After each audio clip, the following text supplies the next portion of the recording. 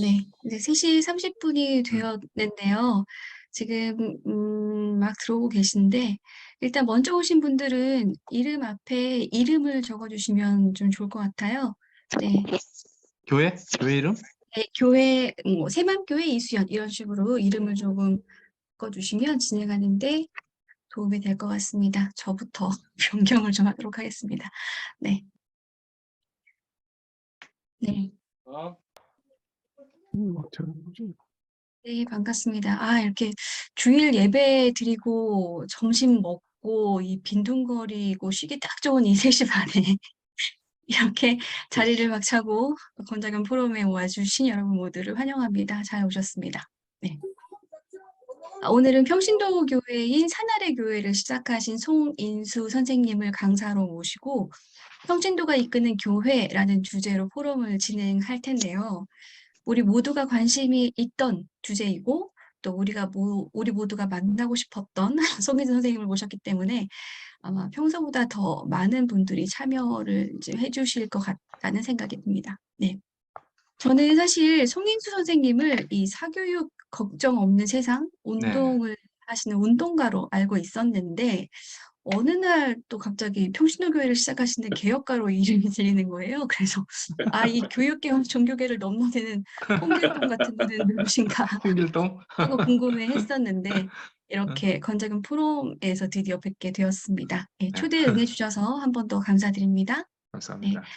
오늘 진행은 1시간 정도 강의를 듣고 그리고 이후에 30분 정도 질의응답 시간을 가지려고 합니다. 네. 음. 어렵게 모신 만큼 우리 가능하신 분들은 비디오를 켜고 말똥말똥한 눈동자로 강의를 들어주시면 좋겠고요. 그리고 강의를 들으시면서 궁금하신 점들은 채팅창에 적어주시거나 강의 후에 직접 질의응답 시간에 질문을 해주시면 되겠습니다. 그리고 오늘 포럼은 녹화해서 건자경 유튜브에 업로드할 예정이니 참고하시기 바랍니다.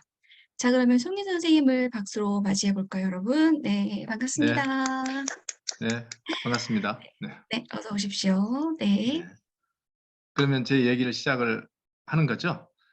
부탁드립니다. 에, 그래서 저는 우선 1시간 정도 제 이야기를 좀 하고 그다음에 같이 그 대화하는 시간들을 뭐 30분이나 그 남짓해서 갖는 것으로 그렇게 알고 준비를 좀 했습니다. 근데 뭐 제가 또 너무 주섬주섬 이야기를 하는 것은 짧은 시간 내에 충분하게 나눔이 될 것 같지 않아서 제가 좀 그동안에 그 15년 동안에 이 평신도 교회 운동을 거치면서 제가 가졌던 마음의 생각들을 좀 정리한 그 문건이 있는데 그 내용을 좀 중심으로 읽으면서 좀 설명을 드리고 그리고 나서 좀 같이 대화하는 시간 가질 텐데요.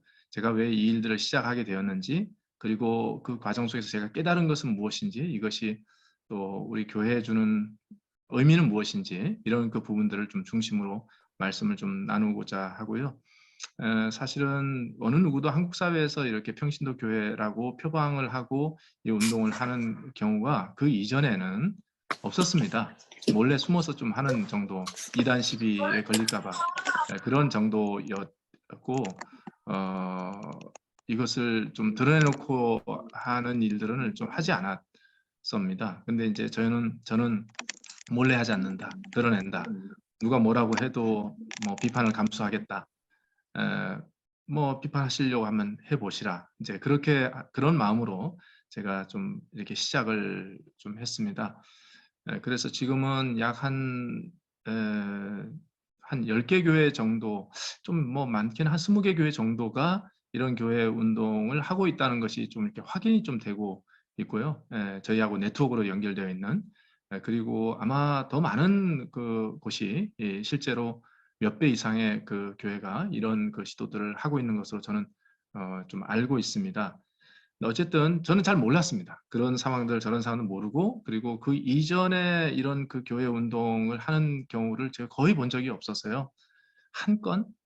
한 건 정도 그 외에는 없어서 그 이후에 제가 제 존재를, 저희 교회가 존재를 드러내 놓고 보니 그 존재와 부합되는 그 유사한 흐름들이 발견이 되는 것 같더라고요. 그러니까 자기 존재를 드러내야지 사람들이 말을 걸지 존재를 숨기고는 그런 흐름들이 이제 확인이 안 되는 것이죠. 이제 그런 차원에서 제가 그동안 여정들과 그리고 깨달은 것을 지금부터 정리하는 좀 나눔의 시간을 좀 갖도록 할 거고요. 그 페이퍼로 좀 정리를 좀 했는데 제법 압축적으로 쓴 내용들이라서 짧은 시간 내에 많은 내용들을 포함하고 있습니다. 그래서 1시간 정도 정리하고 나면 여러분들 마음속에 뭐가 남을지 이게 너무 많은 내용들이 담겨져서 뭐 좀 어수선하다라고 생각되실지 또 어떨지 잘 모르겠습니다만 어떤 말씀을 좀 지금부터 나누도록 하겠습니다.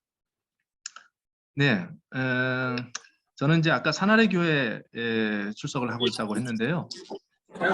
사나리 교회라는 표현도 쓰는 것이 좀 부적절하고 어찌 보면 서울 지역의 평신도 교회 출석이라는 말로 해야 되지 않을까 하는 마음도 있어서 이렇게 일단 써봤습니다. 제 얘기를 좀 시작할 텐데요. 저는 평신도로 구성된 그 교회를 섬기는 신자인데 평신도 교회들이 모인 연합 모임도 있고 공부 모임도 있는데요. 사실 저를 포함해서 우리 가운데서 신학교 가서 신학 공부한 사람 아무도 없어요. 그래도 우리는 예수 그리스도를 주라 고백하고 그분을 따르고자 하고 그래서 우리를 교회로 부르기를 주저하지 않습니다. 우리 자녀들도 그런 부모의 삶을 보면서 말씀을 따르는 삶에 진지합니다. 오늘 저희 예배도 우리 둘째 아이가 말씀 나누는 당번이었거든요. 그래서 그 아이의 말씀 나눔 시간을 통해서 참 큰 은혜를 받았습니다. 나이는 22살, 3살밖에 안 되는 아이인데 그러나 주위에서는 목회자가 없는데 교회라고요? 목회자 없이 평신도들끼리 말씀을 전한다는 것이 가능한가요? 이렇게 반문하기도 합니다. 그런 시선을 의식해서 제 후배들이 구성한 일부 평신도 교회는 주변에 이것을 알리지 않고 조용히 예배를 드리기도 합니다. 제 주변의 지인은 제가 나중에 서울 교육감을 나가기 위해서 출마를 해야 된다고 이야기를 하는데요. 그렇게 출마를 하려고 하면은 교회들 표를 얻어야 되는데 개혁적이고 목사님 중심의 좋은 교회를 가는 것이 어떻겠느냐 하면서 이 운동을 만류도 했습니다. 그러나 저는 그렇게 하지 않기로 다짐을 했습니다. 저는 평신도들이 예배로 모여서 말씀을 공부하며 나누는 것은 초대교회에 흔하게 있었던 일이고 루터의 종교개혁을 온전하게 완성하는 일이라고 믿기 때문입니다. 오늘 그 얘기를 좀 하려고 하는데요. 한국 그 개신교에 뿌리는 종교개혁을 시작한 루터와 츠빙글리와 그 켈빈에서 찾을 수 있는데 1517년에 루터는 카톨릭 교회에 대항해서 오직 믿음으로라는 구원론을 붙들고 교회 갱신의 깃발을 들었죠. 그는 카톨릭 교회의 여러 전통을 문제 삼고 성경으로 돌아가자는 태도를 취했는데요. 그러나 그의 종교개혁은 절반의 개혁이 있습니다. 예수님을 믿음으로 구원을 얻는다는 원리를 강조하느라고 루터는 예수님이 제자들에게 그렇게 살라고 촉구한 산상수훈의 삶은 덜 강조했습니다. 교회 바깥 세상에 고통에 민감하지도 않았고 오히려 정치 권력의 편에 서서 농민들 같은 사회적 약자들을 탄압하는 일에 동조하기도 했습니다. 또한 성경을 독일어로 번역해서 보급했지만 신학자들이나 목사님들로부터 목회자들로 말씀 선포의 자격을 한정했습니다. 그러다 보니까 성경 해석의 주체가 사제 계급에서 목회자 그룹으로 이동되었을 뿐 신자들이 말씀을 붙들고 공적 공간에 서는 것을 막은 셈입니다. 그리고 그런 불완전한 종교개혁의 전통이 오늘날 한국교회까지 이어져 온 것입니다. 그러나 이것은 신학 성경 속의 초대교회 흐름과는 좀 다르다는 것인데요. 사도행전을 보면 예수를 믿는 자들이 늘어나면서 사도들이 말씀 사역에 전념하기 위해서 스데반 등 7명의 집사들을 세워서 이들에게 구제와 봉사하는 일을 맡겼는데요. 오늘 교회에서는 집사들을 교회 내 봉사하는 일을 하는 사람으로 한정하고 말씀 전하는 일을 이들에게 맡기지 않습니다.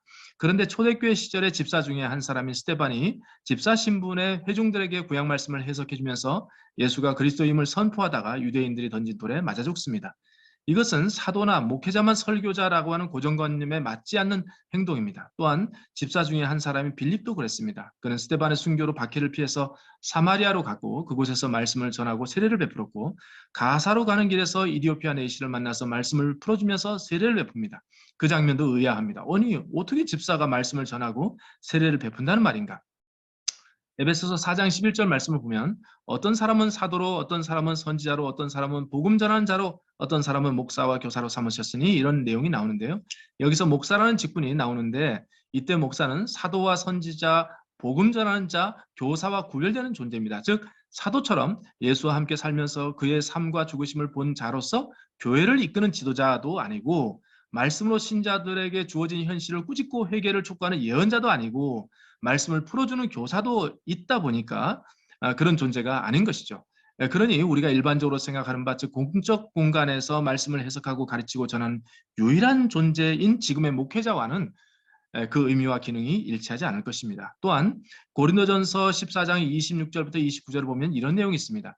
너희가 모일 때 각각 찬송시도 있으며 가르치는 말씀도 있으며 계시도 있으며 방언도 있으며 통역함도 있나니 모든 것을 덕을 세우기 위하여 하라. 예언한 자는 둘이나 셋이나 말하고 다른 이들은 분별할 것이요 만일 곁에 앉아있는 다른 이에게 계시가 있으면 먼저 하던 자는 잠잠할지어다. 고린도 교회 내에서 예배 중에서 찬송과 말씀, 계시, 방언과 통역이 있었다는 말인데요. 계시의 말씀을 전하는 자들이 또한 둘, 셋이 넘었음에도 바울은 이것을 단속하기보다는 질서 있게 진행하라고 당부할 뿐이었습니다. 이것은 초대교회 내에서 말씀을 선포하는 자가 한 사람이 아니고 여러 사람이 말씀과 계시를 공적 공간에서 드러내는 것이 금지되어 있지 않았음을 의미합니다. 또한 말씀을 전할 때 앉아있는 자들은 분별하라고, 그러니까 그저 아멘으로 수용하는 것이 아니라 그것이 옳은지 무게를 달아보고 따져보라는 것입니다. 건방진 말 아닙니까? 캐리그마, 즉 선표된 말씀인데 감히 신자들이 그것을 평가하다니 말입니다. 그만큼 바울은 신자들의 주체적인 판단력을 아주 중요하게 여긴 것입니다. 오늘날 우리에게는 이 말씀이 의아합니다. 그러나 당시 상황에서는 자연스러운 일이었을 것입니다. 사도 바울이나 베드로는 아시아에 흩어진 교회들의 고정적인 설교자가 아니었습니다. 몇 년 만에 한 번씩 또는 10여 년 만에 한 번씩 말씀을 전하러 방문하는 순회 전도자였을 뿐이며 평상시 그들은 사도들이 자기 교회에서 준 말씀이나 편지에 의존해서 교회 생활을 했습니다. 가정에서 예배를 드리는 작은 규모의 모임이었고 오늘날과 같은 수백 수천의 신자들이 모인 대형 교회가 아니었습니다. 리더와 직분이 없었던 것은 아니지만 한 번 장로면 영원한 장로, 소위 항존직이라고 불리는 존재도 아니었고 일반 신자들과는 다른 구름 위의 존재도 아니었습니다. 신자들 간의 관계는 수평적이었고 말씀 나눔의 기회는 개방적이었습니다. 이런 흐름이 끊긴 것은 313년 콘스탄티누스 황제가 기독교를 공식적으로 인정한 후였습니다. 교회가 정치 권력과 결탁하거나 교회가 국가를 지배하는 권력이 된 제국의 교회, 이른바 국가교회가 되고 나서 상황이 달라진 것입니다. 말씀을 해석하고 전달하는 주체가 사제로 한정되었고 일반 신자들은 라틴어 성경 말씀에 접근조차 어려웠습니다. 그들은 미사를 통해서 오직 해석된 말씀만 들을 뿐이었습니다. 말씀을 전하는 권한이 사제로 제한되고 권력까지 주어지게 되니까 교회가 부패하게 된 것입니다. 그러나 이런 이 일부의 신자들은 이런 가톨릭 교회의 국가교회 흐름을 거부하고 바깥에서 초대교회 정신을 계승하고자 했습니다. 오랫동안 우리는 이들의 존재를 잘 몰랐습니다. 1517년 루터가 시작한 종교개혁만 기억합니다. 기껏해야 그 전에 후스나 사브나롤라, 존 위클리프 같은 존재 정도를 기억할 뿐입니다. 그러나 잘 알려지지 않은 교회사 기록을 살펴보면 4세기 국가교회의 대세적인 흐름 속에서도 이것을 거부하고 종교개혁 때까지 프랑스 리옹과 이탈리아 북부 피에몬 계곡, 터키와 스페인의 계곡에서 로마 제국에 편입된 가톨릭 교회에 저항하면서 초대교회의 정신을 계승하고자 사투한 사람들이 존재했음을 알 수 있습니다.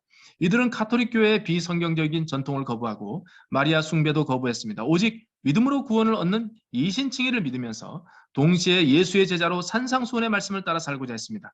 이미 자국어로 된 성경 말씀을 번역해서 보급했고 말씀을 전하는 목사 그룹과 일반 평시도들을 구별하지 않고 일반 신자들도 말씀을 전했고 그들의 선한 삶으로 주변 지역 사람들이 큰 영향을 받았습니다. 놀랍게도 이들의 고백은 16세기 종교개혁과 오늘날 개신교회의 고백과 일치하는 부분이 많습니다. 이들 존재의 위협을 느낀 가톨릭 교회는 대대적인 탄압을 가했습니다. 이들을 이단으로 몰아세우면서 고문과 화형으로 죽였고 이들이 기록한 문서를 샅샅이 찾아서 불살랐고 이들의 존재를 말살하기 위해서 힘썼습니다. 그 탓에 탄압에 맞서 신앙을 지킨 그 철저한 역사를 우리는 까맣게 잊고 살았습니다. 가톨릭 교회의 핍박으로 지도자들이 수없이 죽자 그들은 빈 공백을 또 다른 평신도 지도자들로 채우면서 말씀의 끈을 이어갔습니다. 이들이 핍박을 피해서 각처에서 이탈리아 북부 쪽에 있는 피에몬 계곡으로 모여들었고 다시 그 핍박을 피해서 지금의 스위스, 독일, 체코로 흩어져서 그곳에서 교회 공동체를 세우고 복음을 전하며 버텼습니다. 그러다가 루터 등의 종교개혁으로 연결이 된 것입니다. 그러니까 제 말은 이겁니다. 루터가 1517년에 종교개혁을 하기 이전까지 오직 교회는 가톨릭 교회밖에 없었고 다만 가톨릭 세계 속에서 뭔가 복음의 본질을 아는 사람들이 조금씩 나타났다가 루터 시대에 와서 비록 개신교가 시작된 것이 아니라는 겁니다.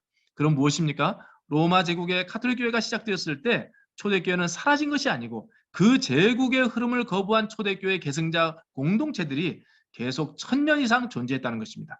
그리고 그들이 성경에 의지해서 가톨릭 교회에 도전하자 가톨릭 세계 속에서 종교개혁의 불씨가 생겨서 루터로 연결됐다는 것입니다. 저로서는 참으로 놀라운 발견이었습니다.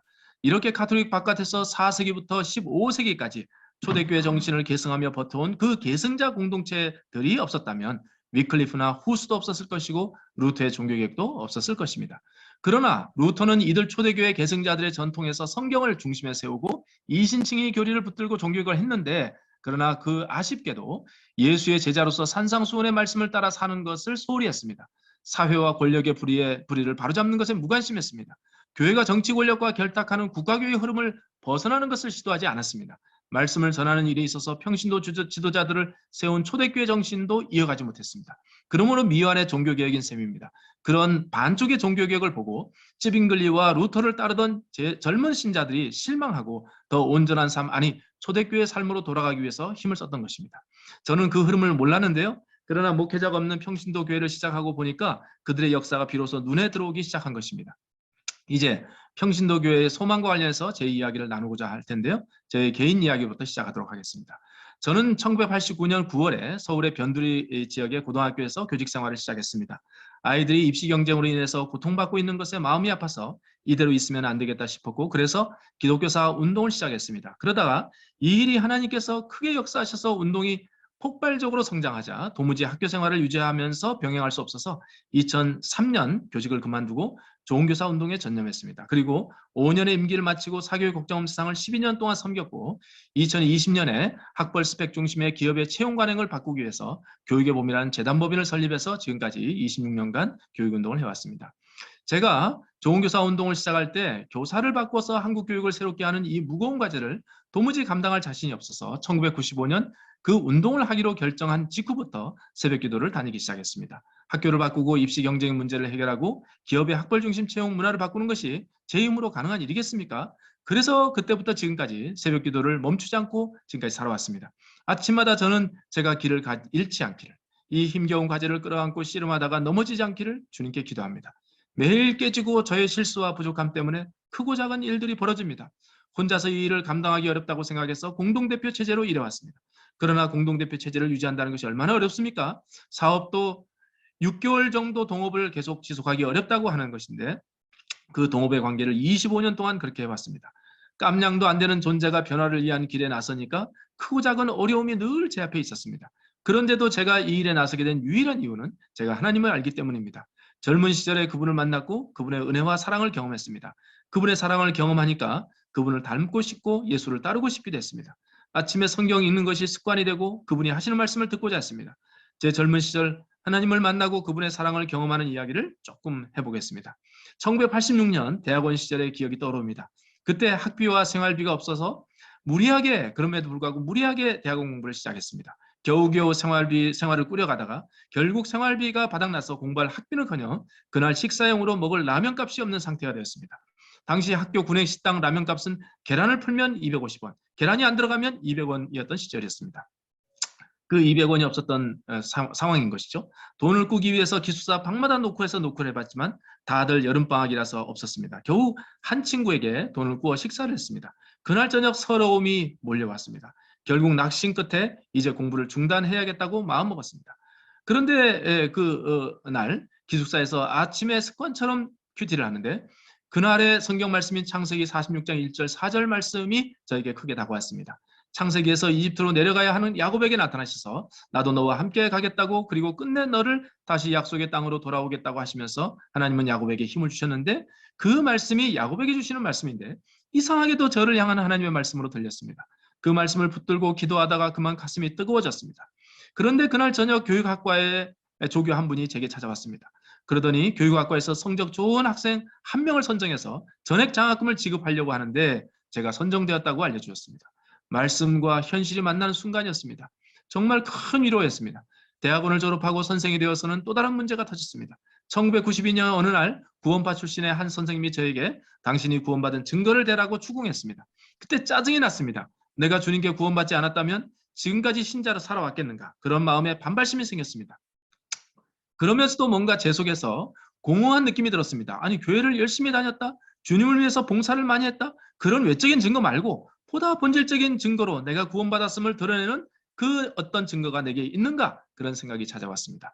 참으로 오랫동안 고민했습니다. 하나님이 모든 사람을 사랑하시고 구원하신다는 것은 아는데 그 속에 내가 포함되어 있다는 내적 근거가 흔들렸습니다.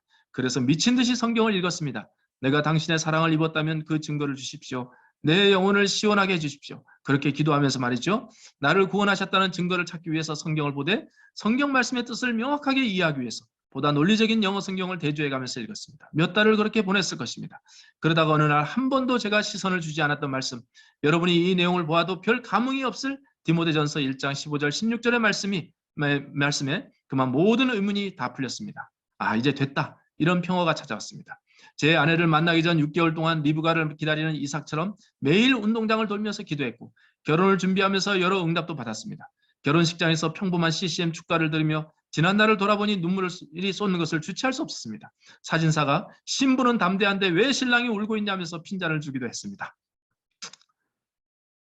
교회에서 군대 가기 전에 성경을 배우고 싶다는 한 형제가 있어서 4번을 만나서 마가복음을 가르쳤는데 그가 회심하는 것을 봤습니다. 그리고 그 이후에 그 형제의 일상생활에서 기적과 같은 여러 일들이 벌어지는 것을 보고 나를 사용하시는 하나님의 손길에 놀라기도 했습니다. 저희 아는 이 느헤미야 연구원의 김군주 목사를 아실 겁니다. 이분은 대학 시절에 제 후배였는데요. 지금도 그렇지만 그때도 장로님들이나 목사님들 권위에 눌리지 않고 기세 좋게 바른 말을 하기로 유명한 존재였습니다. 대학원생 시절에 저희 교회 대학부가 경기도 철원의 한탄강 옆에 대한수도원에 수련회를 갔는데 저녁 시간에 형제자매들을 위해서 중보기도 하는 시간이었습니다. 그런데 이윽고 김군주 형제를 위해서 기도하는 차례가 왔는데요. 이윽고 그를 가운데 앉혀놓고 우리가 모여서 벌떼 기도를 했습니다. 그런데 그를 위해서 중보기도 하다가 갑자기 제 혀가 꼬이고 몸에 온 신경이 곤두서는 것이었습니다. 직감했습니다. 방언이 터질 것이라는 것은 말이죠. 목사님께 제가 방언이 터질 것이니 저를 위해서 기도를 해달라고 했습니다. 기도를 시작하자마자 방언이 터졌고 집회가 다 끝난 후에도 저는 기도의 갈증을 이기지 못해서 한탄강 강가로 나가서 바위 끝에 앉아서 밤새도록 방언으로 기도하고 찬송했습니다. 몇 시간을 기도해도 지치지 않는 그렇게 편안하고 즐겁고 환상적인 기도는 제 평생에 처음이었습니다. 당시 제 삶은 참으로 고단했는데 그렇게 제게 찾아오신 하나님의 임재로 큰 위로를 경험했습니다. 하나님의 존재와 사랑을 경험하고 그분을 알게 된 이상 저는 그분을 따를 수밖에 없었습니다. 하나님께서 세상에 고통받는 사람들을 발견하시면 우리들에게 나를 위해서 저 고통을 대신 짊어질 사람이 어디 있을꼬 이렇게 말씀하시곤 합니다. 그때 그분의 사랑을 경험한 사람들은 뒷걸음치지 않습니다. 하나님이 이 부족하고 허물 많은 것을 당신이 쓰시겠다고 하시니 너무도 감사합니다. 그렇게 말하며 자기를 드리는 것입니다. 사람이 태어나서 하나님께 쓰임받는 것보다도 더 복되고 영광스러운 일이 어디 있습니까?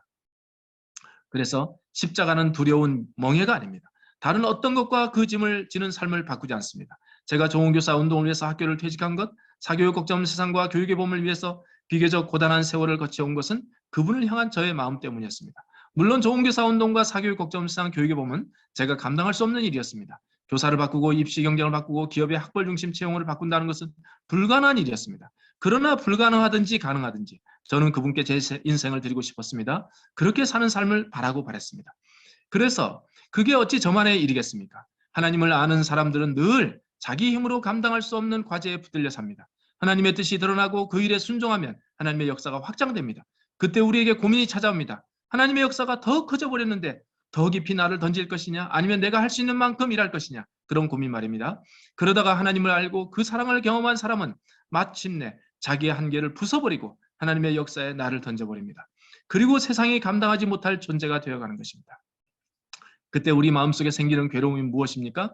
나는 부족한 존재인데 내게 주어진 사명의 짐은 무겁다는 것입니다. 나는 참으로 연약한 인생인데 내가 감당하며 지고 갈 내 사명의 십자가는 저렇게 까마득하니 그 간격을 내가 어떻게 메울 것인가 라고 하는 아득함이 생깁니다. 내 인생을 통째로 갈아넣는다 하더라도 그 깊은 계곡은 메꿀 수가 없습니다. 그래서 예수의 제자로서 짐을 지고 가다가 우리는 때로 혼란에 빠집니다. 주께서 맡기신 일인데 왜 일이 이루어지지 않는가? 이 일에 반대하는 힘은 왜 이렇게 강한가? 내게 왜 이런 시련이 찾아오는가? 내게 주어진 약속은 과연 성취될 것인가? 나 홀로 짐을 지고 가는 것은 아닌가? 내 주님은 어디 계시는가? 이런 질문에 대한 대답을 내가 풀 수는 없습니다. 그러니 어떻게 하겠습니까? 아버지 하나님께로부터 나오게 되는 것입니다. 매일 새벽으로 밤으로 그분 앞에 나가서 말씀을 붙들고 씨름하고 기도하는 가운데 자신에게 주어진 과제를 풀어달라고 부르짖고야 합니다. 그렇게 요청하고 탄원하고 부르짖을 때 주께서 침묵하시는 경우는 없습니다. 물론 매일 응답을 받는 것은 아닙니다. 새벽마다 말씀을 보고 기도한다고 해서 늘 충만해진 것은 아닙니다. 그러나 꼭 필요한 순간에 주님은 어김없이 우리에게 오셔서 답을 주십니다. 때로 새벽에 말씀을 읽을 때 남들은 무심코 지나가는 말씀이 자신에게는 큰 위로가 됩니다. 지루한 족보 이야기나 구약 제사의 장황하고 지루한 절차 속에서도 문득 나를 위로하시는 아버지 하나님을 느낍니다. 평상시 풀 수 없는 수수께끼로 밀쳐두었던 말씀이 갑자기 이해가 되기도 합니다. 말씀을 읽고 기도하다가 갑자기 한 말씀이 자신을 파고들어서 해묵은 내면의 문제가 풀리기도 합니다. 기도 가운데 문득 홍해를 건넌 이스라엘 백성들이 속옷치며 주를 찬송하는 장면이 떠오르며 아, 내 문제도 저렇게 풀려지겠구나. 이렇게 안심합니다. 그리고 실제로 길이 열립니다. 객관적으로 존재하던 말씀이 내게 살아있는 힘으로 경험되는 것입니다. 더 나아가서 성경을 읽다 보면 때로 우리는 전의 말씀 속에서 품지 않았던 새로운 의문이나 궁금함이 생깁니다. 그런 의문과 궁금함을 우리는 대체적으로 무시합니다. 내가 모르는 문제 무엇인가 주님의 뜻이 있겠지 그런 마음으로 무심코 넘어갑니다. 그러다 평상시에 말씀을 볼 때 별 생각 없이 넘어갔던 의문들이 우리 가슴을 사로잡을 때가 있습니다. 그 가운데는 누구나 의문을 품을 법도 한 객관적인 난제도 있겠지만 주변에서는 아무도 의문을 품지 않은데 나만 문제를 삼는 주관적인 질문도 있는 것입니다. 그럴 때 우리는 그 문제를 자주 무시하고 덮어버리고 삽니다. 그러나 절대 덮어서는 안 됩니다. 그 질문을 통해서 혹시 하나님께서 나에게 말을 걸어오시는 것일 수도 있으니까요. 그 이야기를 잠시 나누도록 하겠습니다. 2008년 평신도 교회를 이루다가 신학대학 교수인 제 친구 목사를 초대해서 함께 교회 생활을 한 적이 있었습니다. 그때 저는 전체 예배 전에 제 아들과 친구 목사의 두 딸을 데려다가 성경 공부를 하기로 했습니다. 오늘날 우리 아이들을 가르치는 선생은 누굽니까? 가정도 교회도 아닙니다. 학교도 아닙니다. 그들은 아이들에게 영향력이 없습니다. 그럼 아이들에게 영향을 미치는 진짜 선생은 누구인가? 자본주의입니다. 돈입니다. 멀쩡한 것 같아도 아이들 속을 파고 들어가 보면 그 속에 돈이 도사리고 있는 것을 알 수 있습니다. 저는 그때 제 우상에게 내 자식을 빼앗길까 봐 염려돼서 한 가지 결심을 했습니다. 중학교 1학년 때부터 제 아들에게 성경을 가르쳐야겠다고 마음먹고 모임을 시작했습니다. 본문은 요한복음이었습니다. 주일날 아침 1시간 이상 아무런 부교재도 없이 오직 성경 한 장씩 읽고 대화를 하기로 했습니다. 토요일 저녁 저는 미리 본문을 읽고 상황을 정리하면서 예수님을 만나는 여러 사람들의 심정이 되어서 성경 속으로 들어갔습니다. 그러다가 요한복음 1장에서 제가 그냥 넘어갈 수 없는 난제가 생겼습니다. 그건 나다나엘과 예수님과의 대화였습니다. 빌립이 나다나엘에게 메시아를 만났다고 하니까 나사렛에서 무슨 선한 것이 나오겠냐고 비판했습니다. 그래도 빌립이 한번 가보자고 했습니다. 저기에 자기에게 오는 나다나엘을 보시더니 예수님이 뜬금없이 그에게 이렇게 말씀하십니다. 저 사람은 참 이스라엘 사람이다. 그 속에 간사한 것이 하나도 없다. 그때 나다나엘이 반문합니다. 당신이 나를 어떻게 하십니까? 예수께서 대답하십니다. 내가 너를 무화과 나무 아래 있을 때 봤다. 그러니까 나다나엘이 대답합니다. 당신은 참 하나님의 아들이십니다. 참 이상하지요? 아니 예수께서 무화과 나무 아래 있는 것을 봤다고 말하니까 나다나엘이 예수님을 하나님의 아들이라고 고백했다는 것입니다. 둘 간에 도대체 무슨 일이 있었던가 말입니다. 더욱이 나다나엘이 예수를 주로 고백한 후에 그는 자기 인생을 주님을 위해서 드렸고 나중에 몸 전체의 피부가 뜯겨지는 순교를 당해 죽습니다. 그러니 얼마나 진지한 고백이었겠습니까? 그런데도 그 이상한 대화를 저는 그간 한 번도 이상하다 생각한 적이 없었습니다. 내가 모를 뭔가가 있었겠지 그런 마음으로 무심코 넘어갔던 장면입니다. 그런데 이번에는 제 마음에 들어왔습니다. 황당한 상황이라고 볼 수 있었는데 그 문제를 풀어내야 교사로 제가 아이들 앞에 당당히 설 수 있는 것 아니겠습니까? 그런데 교사인 저도 답을 모르다니 그렇게 주의를 맞이했습니다. 너는 그 질문을 품고 성경 공부에 잘못했습니다. 저는 그 질문을 품고 성경 공부에 참여했습니다. 아이들과 함께 요한복음 1장을 읽었습니다. 그리고 제가 요약 정리를 해줬습니다. 그리고 제가 질문을 꺼냈습니다. 얘들아, 예수님이 나다나엘을 참 이스라엘 사람이라고 말하고 그 증거로 나다나엘이 무화과 나무 아래 있을 때 예수님이 봤다는 말을 꺼내자 왜 나다나엘이 예수님을 하나님의 아들이라고 고백하고 그분을 따르게 되었지? 이상하지 않니? 사춘기 한참 예민하던 제 아들 여명이가 시큰둥하게 대답했습니다. 뭐 무화과 나무 아래 있으면 착한 사람인가 보죠 뭐. 나름 생각할 수 있는 말이 되는 대답이었습니다. 그러나 불충분했습니다. 그래서 제가 반박했습니다. 뭐 그럴 수 있겠지. 그런데 말이다. 그 아래에 있으면 착한 사람이라는 것이 객관적 사실이라면 누구나 다 아는 상식이겠네. 그러면 예수님께서 그 상식적인 사실을 언급했을 때 나다나엘이 왜 그렇게 놀랐을까? 다들 아는 평범한 사실인데 놀라서 예수를 주로 고백하고 모든 것을 버리고 주님을 따를 수 있을까? 무화과 나무 아래에 있다는 것을 봤다는 것은 그 이상의 의미가 있어 보이는데 다시 생각해 볼 수 있겠니? 제가 알아서 그 질문을 한 것이 아니었습니다. 아이들도 정답을 갖고 제가 나선 것이 아니라 진짜 궁금해하니까 성경을 뒤적거리기 시작했습니다. 또 다른 대답을 하면 저는 그 대답이 왜 말이 안 되는지 설명하면서 다시 되돌려 주기도 했습니다. 이런 대화법이 이스라엘 사람들이 자녀교육법으로 사용하는 하브루타라는 것을 그때는 몰랐습니다. 여하튼 우리는 서로 묻고 생각하고 또다시 묻고 대화했습니다. 그러다가 어느 순간 큰 깨달음이 찾아왔습니다. 예수님과 나다나엘 사이에 성경이 말하지 않은 행간의 사연이 있다는 것을 우리는 알아버렸던 것입니다. 기쁘고 가슴이 벅차서 어찌할 길이 없었습니다. 주석에서 정답을 찾아서 아이들에게 전하는 것이 아니라 내 질문을 품고 아이들과 성경을 읽고 대화하면서 나도 깨닫고 아이들도 깨닫는 신기한 체험 말입니다. 제가 답을 모르고 질문만 품고 성경 모임에 간 것인데 그 시간에 풀려버린 것입니다. 참으로 신기했습니다. 예수님께서 제자들에게 말씀하시기를 보혜사 성령께서 오시면 내가 너희들에게 말한 모든 것을 생각나게 하시겠다 하는 말씀이 이것이구나 하는 것을 알게 됐습니다.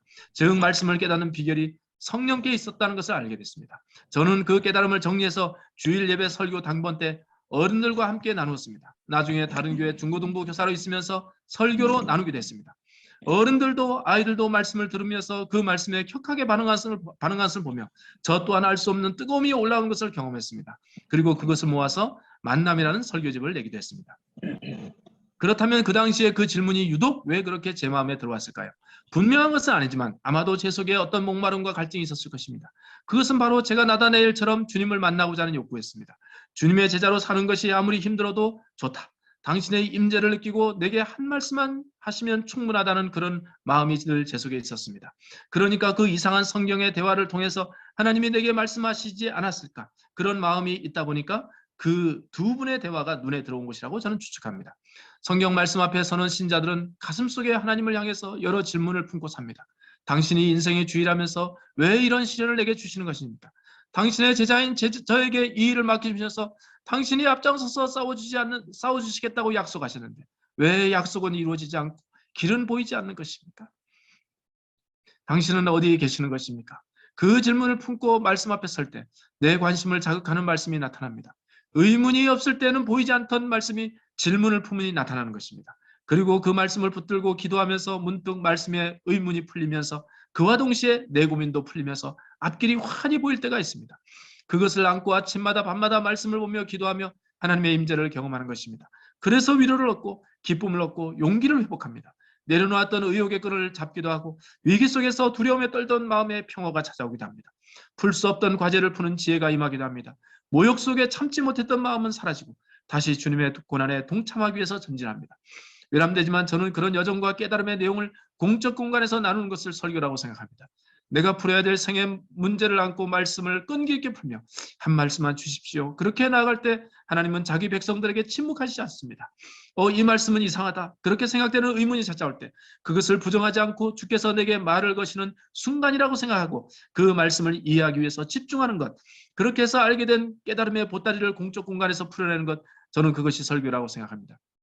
물론 저희 교회와는 달리 일반적인 교회에서는 평신도에게 공적 공간에서 말씀을 전할 기회를 주어지지 않습니다. 그런데 만일 공적 예배의 공간에서 평신도가 말씀을 전할 기회를 얻고 회중 앞에서 말씀을 전한다면 어떤 사건이 일어나겠습니까? 회중 가운데 영혼의 불꽃이 생깁니다. 말씀이 신자 한 사람의 인생에 침투해서 그 삶을 변화시키는 과정을 보며 자신도 말씀 앞에 서고자 하는 열망이 솟구칩니다. 말씀을 전하는 이가 목회자일 때는 말씀을 전하는 이와 나는 다른 존재이니까 말씀을 듣는 신자들은 말씀 앞에 무심한 것을 당연시 여깁니다. 자신을 성경을 해석하는 주체로 세우지 않습니다. 그리고 목회자의 설교에 은혜가 없다고 닥달합니다. 그런데 말씀을 전하는 자가 자기와 같은 평범한 신자라면 이야기가 달라집니다. 주께서 찾아와서 그에게 말씀하시고 변화시키는 모습을 볼 때 신자들은 말씀과 자기 사이에 가려진 게으름의 벽을 걷어내기 시작합니다. 그를 보면서 자신 또한 매일의 삶에서 스스로 말씀의 물을 길어 올릴 수 있는 존재임을 깨닫게 되는 것입니다. 전문적 신학자나 목회자도 아닌데 과연 평신도가 전하는 저 말씀이 옳을까? 저러다간 제 소견에 옳은 대로 살아가는 사사시대의 혼란에 빠지는 것은 아닐까? 그렇게 평신도 설교자와 평신도 교회를 불안하게 볼 수 있습니다. 그러나 사실 그렇지 않습니다. 그가 예수를 구주로 믿고 그분의 제자로 순종하며 살면서 말씀을 의지하는데 그 말씀이 그를 그릇된 길로 인도할 리가 없습니다. 그렇다면 사람들이 그릇된 길로 가는 이유는 무엇입니까? 예수의 제자로서 자기 생의 과제가 없고 오직 자기의 이익과 안전을 도모하는 데 관심을 두기 때문입니다. 자기가 감당할 수 없는 사명의 짐이 있어야 자기 한계를 넘는 길을 하나님께 물을 텐데 내가 할 만한 일이고 내 욕망, 내 안전을 위한 길인데 그분께 물을 이유가 무엇이겠습니까? 그러다가 그리스도를 경험하지 못한 채 자기 생각에 빠진 후에 망하는 것입니다. 신자들은 다들 그런 위험을 안고 샀습니다. 이런 위험은 평신도교회 소속은 물론이고 기성교회 신자들도 해당됩니다. 나아가 전문 신학자나 목회자라고 해서 예외는 아닙니다.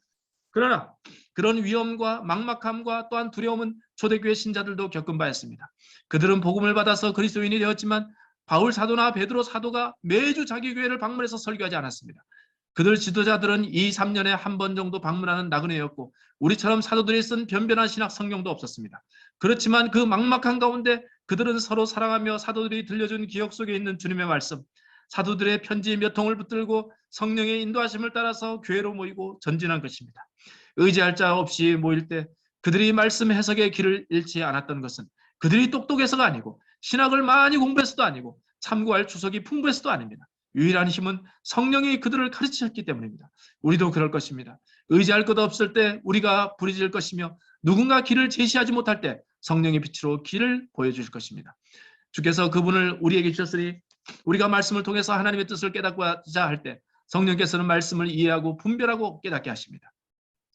예수의 영이 그에게 임하는 한 말씀에서 답을 찾고자 하는 이의 열심에 성령께서는 침묵하지 않으십니다.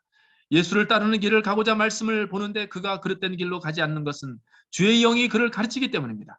그것이 우리를 가르쳐줄 목회자가 없는 평신도교회가 성경을 붙들고 씨름하는 근거입니다. 그렇게 신자 개개인이 말씀을 깨닫고 해석한 후에 교회라는 공적 공간에서 이것을 나눌 때 큰 유익이 생깁니다. 성령께서 개개인에게 영감을 주셨다고 생각해서 그 말씀을 완전하다고 장담할 수 없습니다. 그에게는 필요한 말씀이었지만 성령께서 또 다른 이들을 통해서 해석의 지평을 넓혀주실 수도 있습니다. 그렇게 부분적으로밖에 이해하지 못하는 말씀이 교회 공동체를 통해서 더 깊고 넓게 완성되는 것으로 볼 수 있습니다. 바울이 초대교회 신자들에게 두세 사람이 예언을 할 때 다른 사람들은 그 예언의 내용을 분별하라고 한 것은 그런 의미일 것입니다. 그럴 때 우리는 놀라며 탄복하고 우리 속에 계신 성령님의 존재에 눈을 뜹니다. 이렇게 성령에 의해서 말씀이 나로부터 시작해서 공동체를 통해서 검증되고 확대되는 것입니다. 제가 가진 이런 생각을 복음과 상황 잡지에 올렸더니 한 독자가 편지를 보내서 제게 정중하지만 날카롭게 비판했습니다. 설교는 선포된 말씀이며 따라서 신학교를 나온 사람만이 해야 한다는 것입니다. 네, 설교는 캐리그마, 즉 선포되는 말씀입니다. 존 스타트 목사님, 오카는 목사님과 같이 한 분의 탁월한 설교자에 의해서 캐리그마가 선포될 수 있습니다. 그러나 신자들이 함께 말씀을 붙들고 해석하면서 공동체적으로 성령께서 임해 말씀을 깨닫게 될 때도 있습니다. 그렇게 캐리그마로서의 말씀은 공동체적인 해석의 과정을 거쳐서 최종 결과로 찾아오는 의미일 수도 있다는 것입니다. 그러니 교회란 성경 말씀을 해석하는 신자들의 공동체인 것입니다. 해석하는 공동체라 함은 하나의 해석만 지배하는 공간임을 거절하는 것입니다.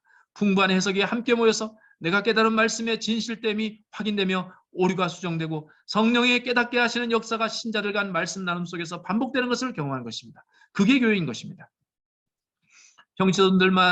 평신도들만으로도 교회가 가능하다고 했습니다. 그렇다면 목회자는 왜 필요한 것인가? 신학 수업과 신학교 입학은 왜 필요한 것인가? 그분들의 존재를 부정하는 것인가? 그런 의미 따를 것입니다. 개혁적 교회 목회자들 가운데서도 이 부분에서 불편함이 생겨서 저희와 거리를 두는 경우가 있기도 합니다. 저 역시 지인들 가운데서 목회자들이 많아서 오랜 세월 동안 고민했습니다.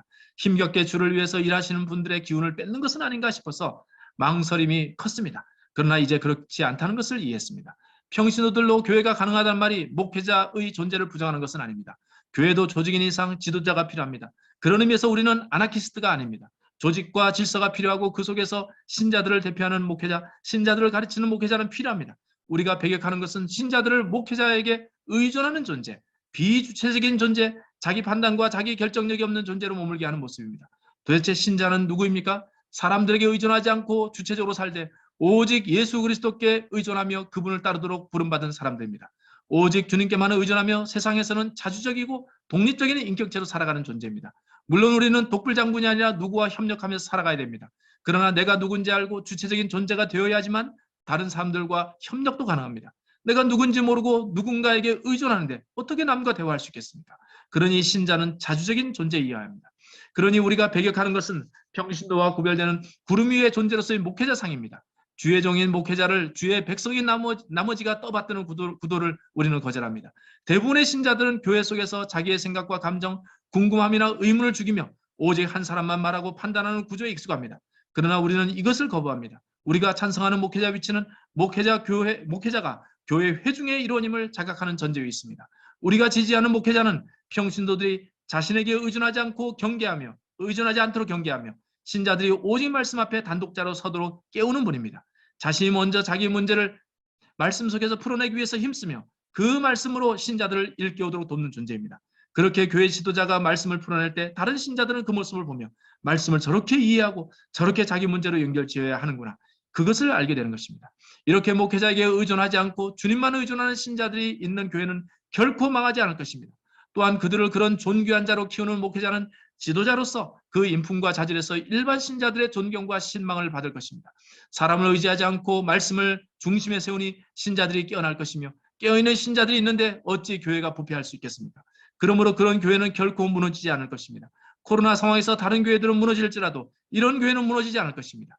이렇게 예수를 구주로 믿고 그분의 제자가 되어서 세상의 고통에 응답하기 위해 힘쓰며 목회자와 평신도의 그 낡은 구조를 용인하지 않고 말씀이 누구를 통해서 선포될지 기대하며 서로 배우는 교회는 그 자체가 초대교회일 것입니다. 그렇다면 이런 교회를 그냥 교회라고 부르면 되지 굳이 평신도 교회라고 이름을 붙이는 무엇입니까? 이것은 개신교회가 기본적으로 평신도적인 속성을 띠고 있음을 부각하려는 것입니다. 개신교는 사제와 평신도를 신분이 서로 다른 계급으로 나누는 가톨릭 교회의 이원론을 극복하고 나선 교회입니다. 사제에게 온갖 신적인 권한과 권위가 주어지고 평신도들은 그의 의존적인 존재가 되면서 중세 가톨릭 교회는 평신도는 어리석게 되고 사제는 특권으로 인해서 썩어버려 교회의 교회됨을 잃어버렸습니다. 그 문제를 넘어서기 위해서 종교개혁이 시작된 것입니다. 개신교회는 사제와 평신도 개혁 구조를 가지고 있는 가톨릭 교회를 벗어나서 신부님 없이 오직 평신도들끼리 모인 교회입니다.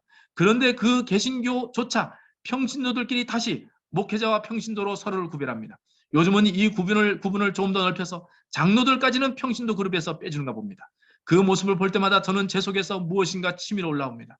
동시에 대형 교회를 중심으로 교회가 정치 권력의 기득권의 한 축이 되어버렸습니다. 이 두 가지 문제를 함께 안고 있는 것이 한국교회의 현실입니다. 평신도 교회라는 말을 쓰려는 것은 이 두 가지 문제를 해결해서 한국교회가 온전한 종교개혁, 아니 궁극적으로 초대교회 본질을 회복하기를 소망하기 때문입니다. 물론 평신도라는 용어를 쓸 때 저도 다소 불편함을 느낍니다. 신자가 자신을 평신도라 할 때보다도 목회자가 평신도라고 우리를 부를 때 그 불편함이 더 느껴집니다. 평신도라는 개념은 신자를 깔보거나 목회자와 견주어서 낮춰보는 모욕적인 개념이기 때문입니다. 그게 현실입니다. 기독교 윤리실천운동 공동대표이셨던 고 김인수 교수님은 20년 전 복음과 상황 잡지에서 평신도들의 처지를 드러내는 글을 기고하면서 평신도, 병신도라는 제목을 달며 평신도들의 의존적인 실상을 신랄하게 묘사한 적이 있습니다. 우리는 평신도라는 용어의 한계를 넘어야 됩니다. 그 해법으로 누군가는 그 말을 쓰지 말자고 합니다.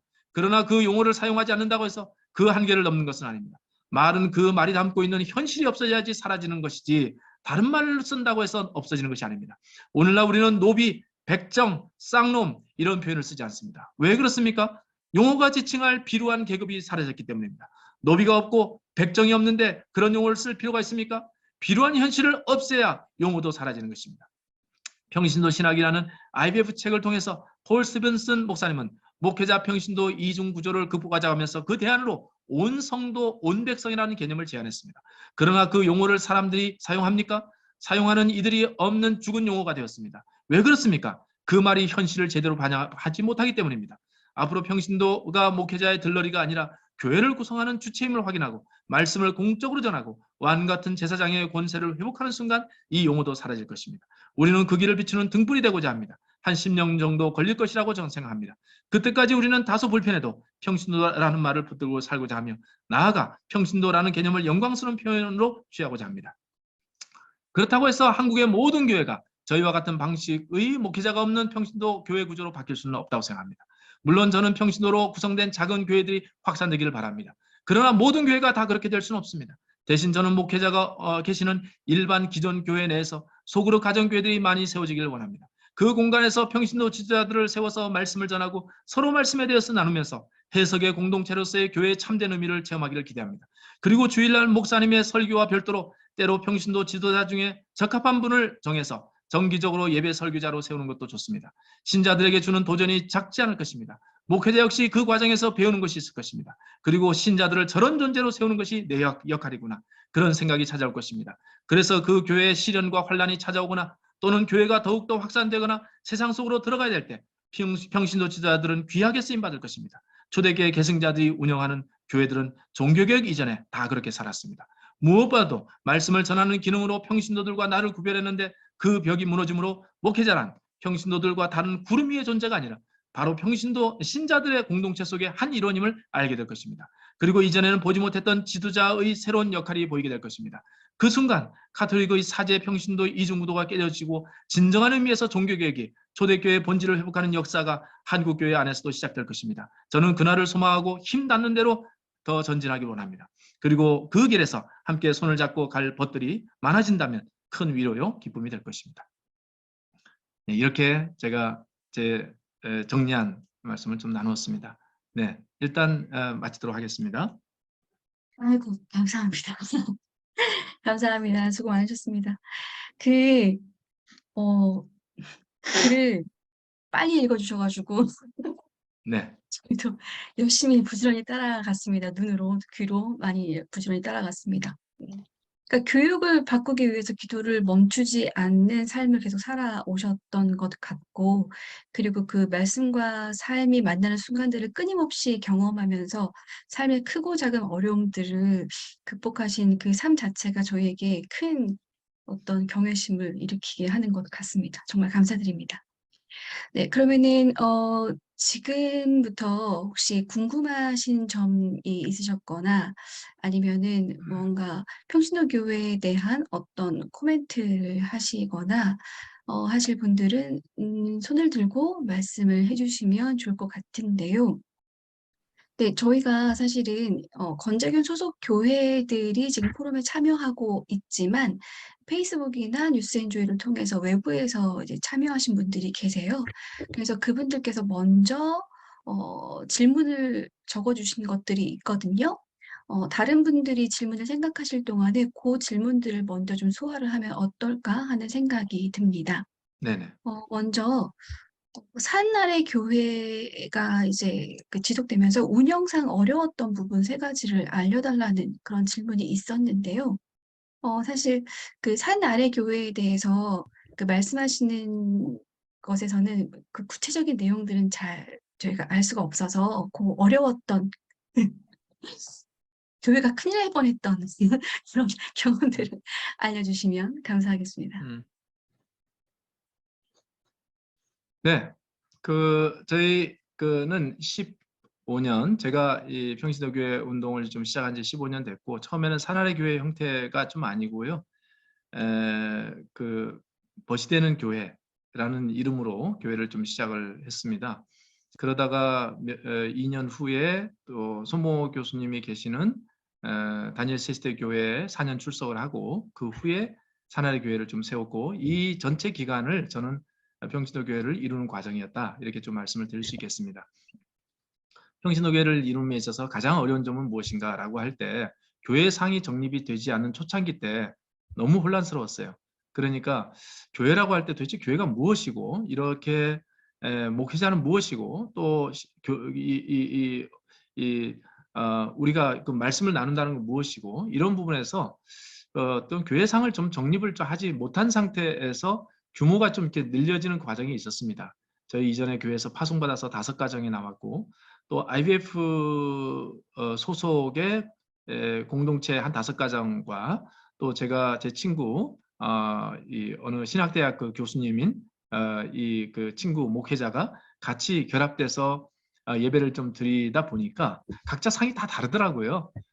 어떤 분은 저와 같은 평신도 교회 상을 그리고 있는 분도 계시지만, 어떤 분은 비록 작은 교회, 한 30명밖에 안 되는 작은 교회지만 머릿속으로는 중대형 교회, 성가대가 한 50명 정도 이렇게 활동하는 아주 빠방한 중견교회를 상상하시면서 이 작은 교회를 소망하고 계신 것을 좀 봤고요.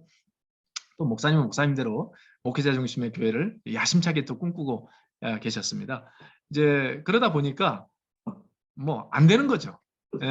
이게 교회 방향, 교회라고 할 때 얼마나 실제로 본질은 같을지 몰라도 그 어떤 그 방향이라든지 추구하는 어떤 원칙이라든지 이런 것들이, 특히 어떤 그 구원론이 아니라 교회 관련해서는 얼마나 선택지가 많습니까? 그러니까 각종 교파들이 만들어지는 건 아니겠어요?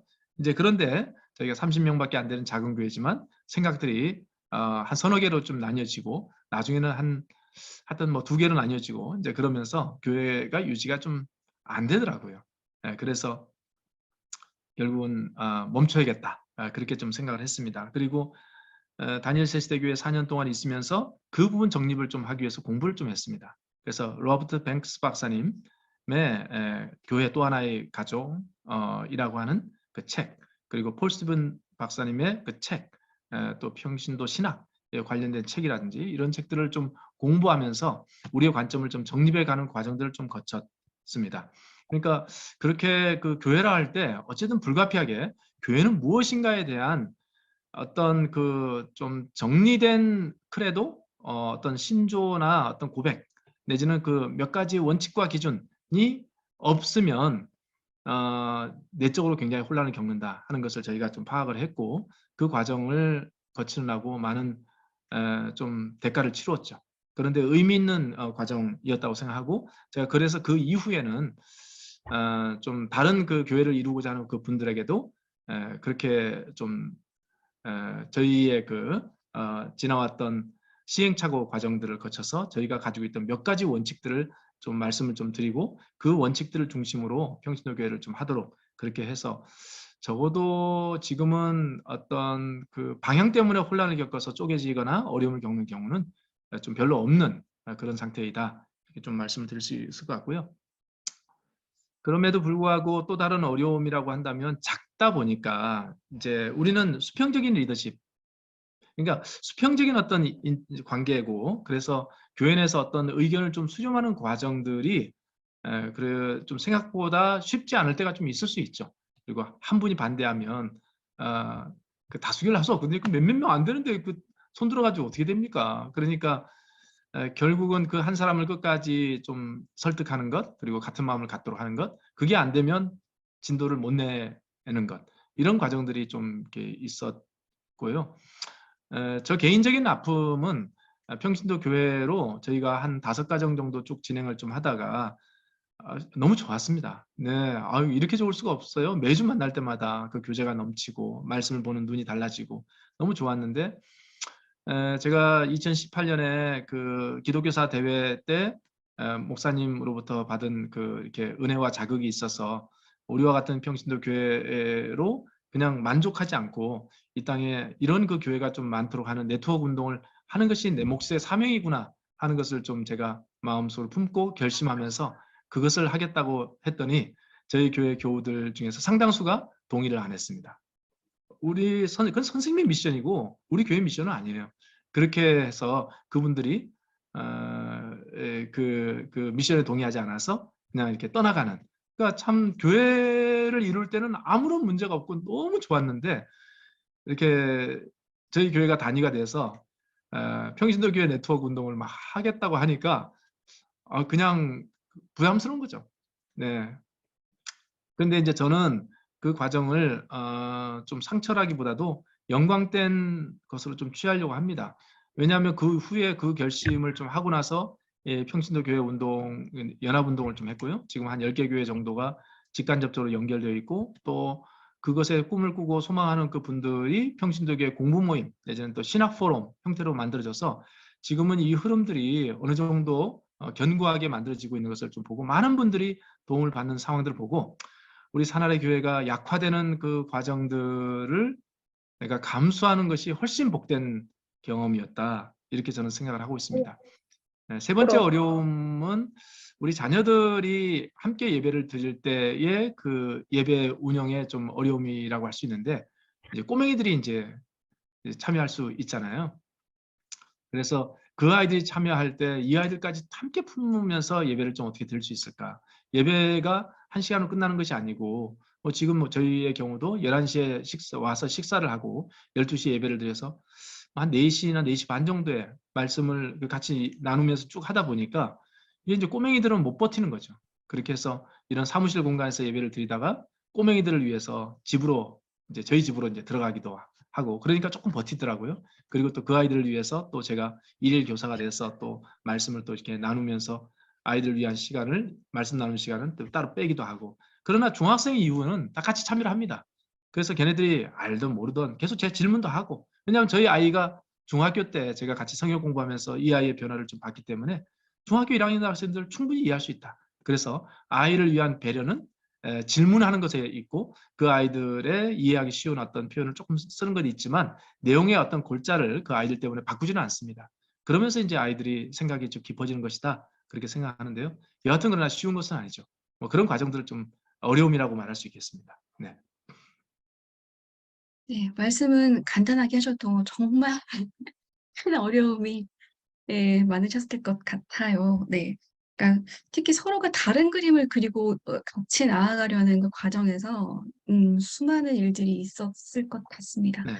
어, 그런데 지금은 다른 그 교회들, 평신도 교회를 제가 이제 좀 둘러보고 또 같이 대화를 해보면 제가 초창기에 겪었던 그런 어려움은 없더라고요. 왜냐하면 음, 이미 그 당시 저희의 그 갈등은 목사님이 계시니까, 와, 목사님도 처음에 제 친구인데 제가 좀 언지를 줬거든요. 그러니까 우리는 평신도들이 한 달에 한 번씩 설교한다. 그걸 감수하고 좀 이렇게 우리 초빙하고 싶다라고 했더니, 뭐 당연한 거 아닙니까? 그렇게 이제 했어요. 했는데 문제는 뭡니까? 그래서 이제 우리 그 한 20여 명, 30명 중에서 평신도 설교자로를 우리가 좀 뽑았어요. 이게 투표를 해서. 그래서 한 3명 정도가 세워졌습니다. 근데 그분들이 한 달에 한 번씩 설교를 하는데 전력 투구하는 거예요. 근데 목사님은 매주 설교를 하니까 전력 투구 한 달에 한 번 하는 사람하고 어떻게 안 되죠. 그러니까 목사님이 상처를 입거나 약간 좀 이렇게 긴장하거나 그러면서 좀 첫마음하고 좀 달라지는 경계심 같은 것이 좀 생기기 시작하고 그럴 필요가 없는데 그걸 인정하고 또 그런 사람을 많이 세우겠다고 그렇게 그 평신도 설교자하고 경쟁하지 않고 잘 품어서 이제 세워주는 역할을 하는 걸로 빨리 바꿔야 되는데 약간 좀 부딪히는 관계로 좀 생각을 해서 여하튼 근데 지금은 이제 그렇게 우리 평신도 교회들이 하지 않고 목사님을 별도로 청빙해서 이제 말씀을 전하는 것이 없다 보니까 저희가 초기에 겪었던 그 정말 심각한 어려움 없이 참 되게 재밌어하고 잘 지내고 이게 교회구나 하는 것들을 많이 깨닫는 그런 과정들을 좀 거치는 것 같습니다. 네. 감사합니다. 목사만 잘하면 될 것 같아요. 주변들. 네. 어렵죠? 네. 그리고 네, 그리고 질문 하나 더 드리겠는데요. 교회의 위기를 극복할 수 있는 좋은 방법이 있는지 물어보시는 분이 계셨거든요. 그리고 모든 성도들이 교회에서 신앙의 화두로 자유롭게 대화할 수 있는 어떤 장을 가질 수 있는 방법이 있을지 이런 질문이 있었습니다. 그러니까 교회 위기를 극복하는 건 그러니까 저는 이렇게 지금 평신도 교회를 하면서 목사님 특별히 좀 이렇게 직업적인 목회자 우리가 뭐 목회자 안 모실 수 있는 안 모시는 건 아니고요. 어떨 때는 목회자라는 어떤 타이틀로 뭐 저희 교회와 함께하는 분도 계실 수 있겠죠. 그런데 직업적인 어떤 목회자, 직업적인 어떤 그 설교 전임자를 세우지 않는다는 것을 의미하는 것이고요. 그것만으로도 굉장히 위기가 좀 극복이 되죠. 극복이 좀 되고 또 저희는 뭐 직분이라는 것도 뭐 딱히 뭐 무의미하더라고요. 뭐 저희 한 10명 모이는데 한 사람을 장로 세우고 두 사람을 안수 집사 세우고 세 사람을 집사 세우고 누구를 뭐 예언자로 세우고 뭐 이렇게 할 수가 없잖아요. 그러니까 그냥 그 기능이 있는 거죠. 어떤 분이 우리 모임의 리더 역할을 하는 분이다. 그러니까 장로적인 어떤 역할을 하는구나. 저분은 참 섬기는 걸 참 잘하네. 뭐 집사적인 어떤 그 역할을 아주 부지런히 잘 섬기고 저분 없으면 우리가 이제 먹고 사는 것을 우리가 해결 못한다 할 정도로 잘 살피고 어떤 분은 참 이렇게 상담을 참 잘해요. 뭐 너무 위로를 잘해요. 그러니까 예언자적인 그 기능 아닙니까? 이제 그런 기능이 있는 것이지 그 직책이 있는 게 아닙니다. 직책을 만들 수가 없어요. 만들기 어렵습니다. 한 100명, 한 50명 되면 이제 뭐 모르겠습니다만 근데 이제 저희가 지금 초대교회사를 저희 좀 이렇게 쭉 살펴보니까 그러니까 초대교회가 그렇게 직책 직분을 그렇게 우리나라 지금 같은 교회 조직 형태로 세우는 경우가 없는 것이고 4세기 이후에 로마 카톨릭 교회 이후에 그런 변화들이 좀 있다고 보니까 좀 저는 그렇게 우리 평신도 교회 형태로 이제 좀 하게 되면 교회 위기가 자연스럽게 극복되고 오히려 위기가 없다는 것이 더 문제다라고 하는 생각. 그러니까 그러면 위기 없을 때 어떤 결정을 할 때 어떤 결정을 할 거냐라고 할 때 이제 그 고민이 있겠죠. 그 고민이라는 것은 결국은 자연스럽게 리더십이 그 안에서 세워진다. 그러니까 뭐냐면 리더라고 말하지 않는데 누가 이야기하면 되게 그분의 얘기를 존중하는 거죠. 아, 맞다. 이제 그런 존재가 이제 나타날 수 있는 거죠. 자연스럽게. 공동체에서. 그런데 그 사람이 나이가 제일 많을 필요는 없죠. 제일 많이 배웠다고 배울 필요는 없습니다. 신학을 제일 많이 안다.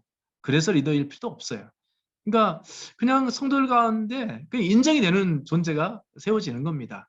저는 그렇게 리더십은 세워지는 것이라고 생각을 좀 하고요.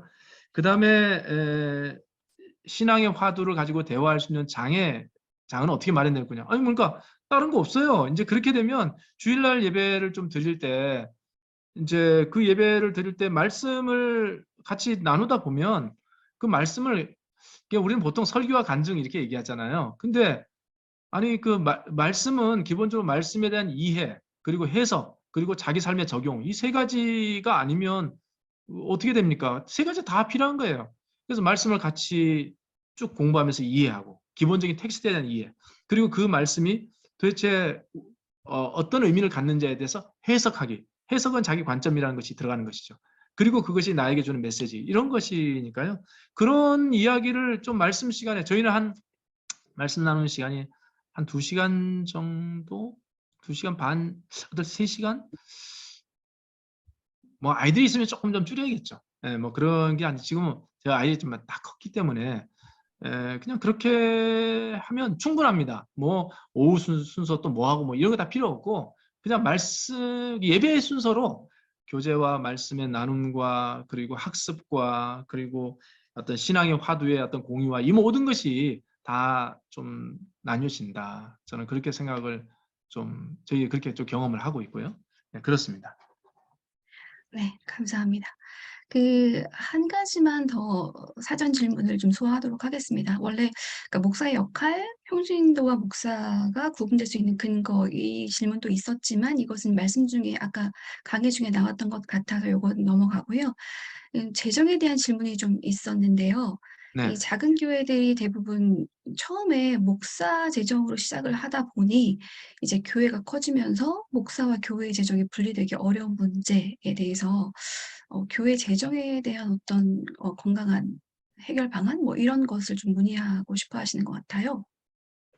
무슨 얘기인가요? 그쵸? 목사 재정과 교회 재정 분리되기 네. 어렵다. 뭐 사례 문제인가요? 네. 그러니까 제가 이해하기로는 대부분 많은 작은 교회들이 맨 처음에 목사 개인의 돈으로 교회를 세우다 보니 아, 교회가 쪼금 커졌을 때 그러니까 목사의 어떤 이 교회의 어떤 소유권 문제? 그러니까 이게 돈하고 분리될 수 없는 문제여서 아마 그래서 그 부분에 대한 질문인 것 같습니다. 네네네. 네, 이해했습니다. 뭐 저희 교회 상황하고 좀 차이가 있겠죠. 왜냐하면 평신도 교회는 뭐 목회자라는 존재가 따로 있지는 않는 거니까. 그런데 뭐 일반 목회자 중심 그 교회에서는 뭐 있을 수도 있죠.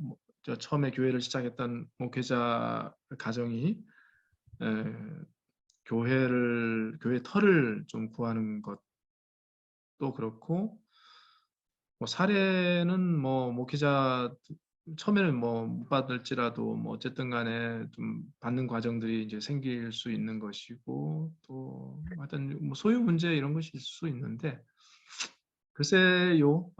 저는 그런저런 것들이 좀 그런 것들 번거롭게 할 필요 없다. 그게 다 글쎄 하여튼 저는 그래요. 좀 직업적인 그 목회자 내지는 그런 것이 가지고 있는 여러 가지 좀 이제 좀 패단 이런 것들이 그렇게 저렇게 연결된다고 보는데 여하튼 그러나 관계없이 저는 목회자들께서 좀 이 교회를 시작할 때 가정적으로 많은 부담을 좀 지고 교회 공간을 또 이렇게 좀 빌리기 위해서 뭐 이제 그 자기 돈을 좀 상당히 좀 쓰고 이제 이렇게 했다 할 때 그것에 대해서 정당한 어떤 좀 보상을 어떻게 받을 거냐 또는 누구의 몫이냐 어느 정도 이게 꼭 목사님이 아닐지라도 그 일을 위해서 누군가가 크게 희생을 했을 때 그 정당한 어떤 그 평가를 어떻게 받을 것이냐의 문제는 있는데, 사실은 좀 따지고 보면은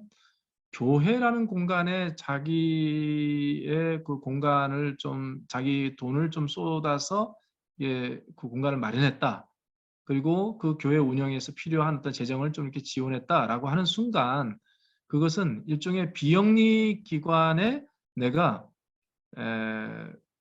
그 가지고 있는 소유를 좀 바쳤다는 의미로 봐야 되지 않을까요? 그러면 소유권을 주장할 수 없는 것이고, 그러니까 나는 그런 의미인지 몰랐다. 나는 그냥 빌려준 것이라고 생각했고 나중에 성도들한테 되찾으려고 했다라고 하면 그건 그대로 분명히 하시던지요. 처음에 아예 규정에다 내가 이것은 목회자로 헌금하는 게 아니고 빌려주는 것이다. 이렇게 정리를 딱 해놓으면 나중에 두고두고 화근이 없죠. 그런데 그런 거 저런 거 생각 안 하고 그냥 빌려주는 것인지 내가 헌금한 것인지 그것도 모르고 있다가 뭐가 잘 되면 막 거기서 지분을 좀 이렇게 생각한다든지 이렇게 되면 안 되니까 빌려준 것인지 헌금한 것인지 이걸 명료하게 하는 것.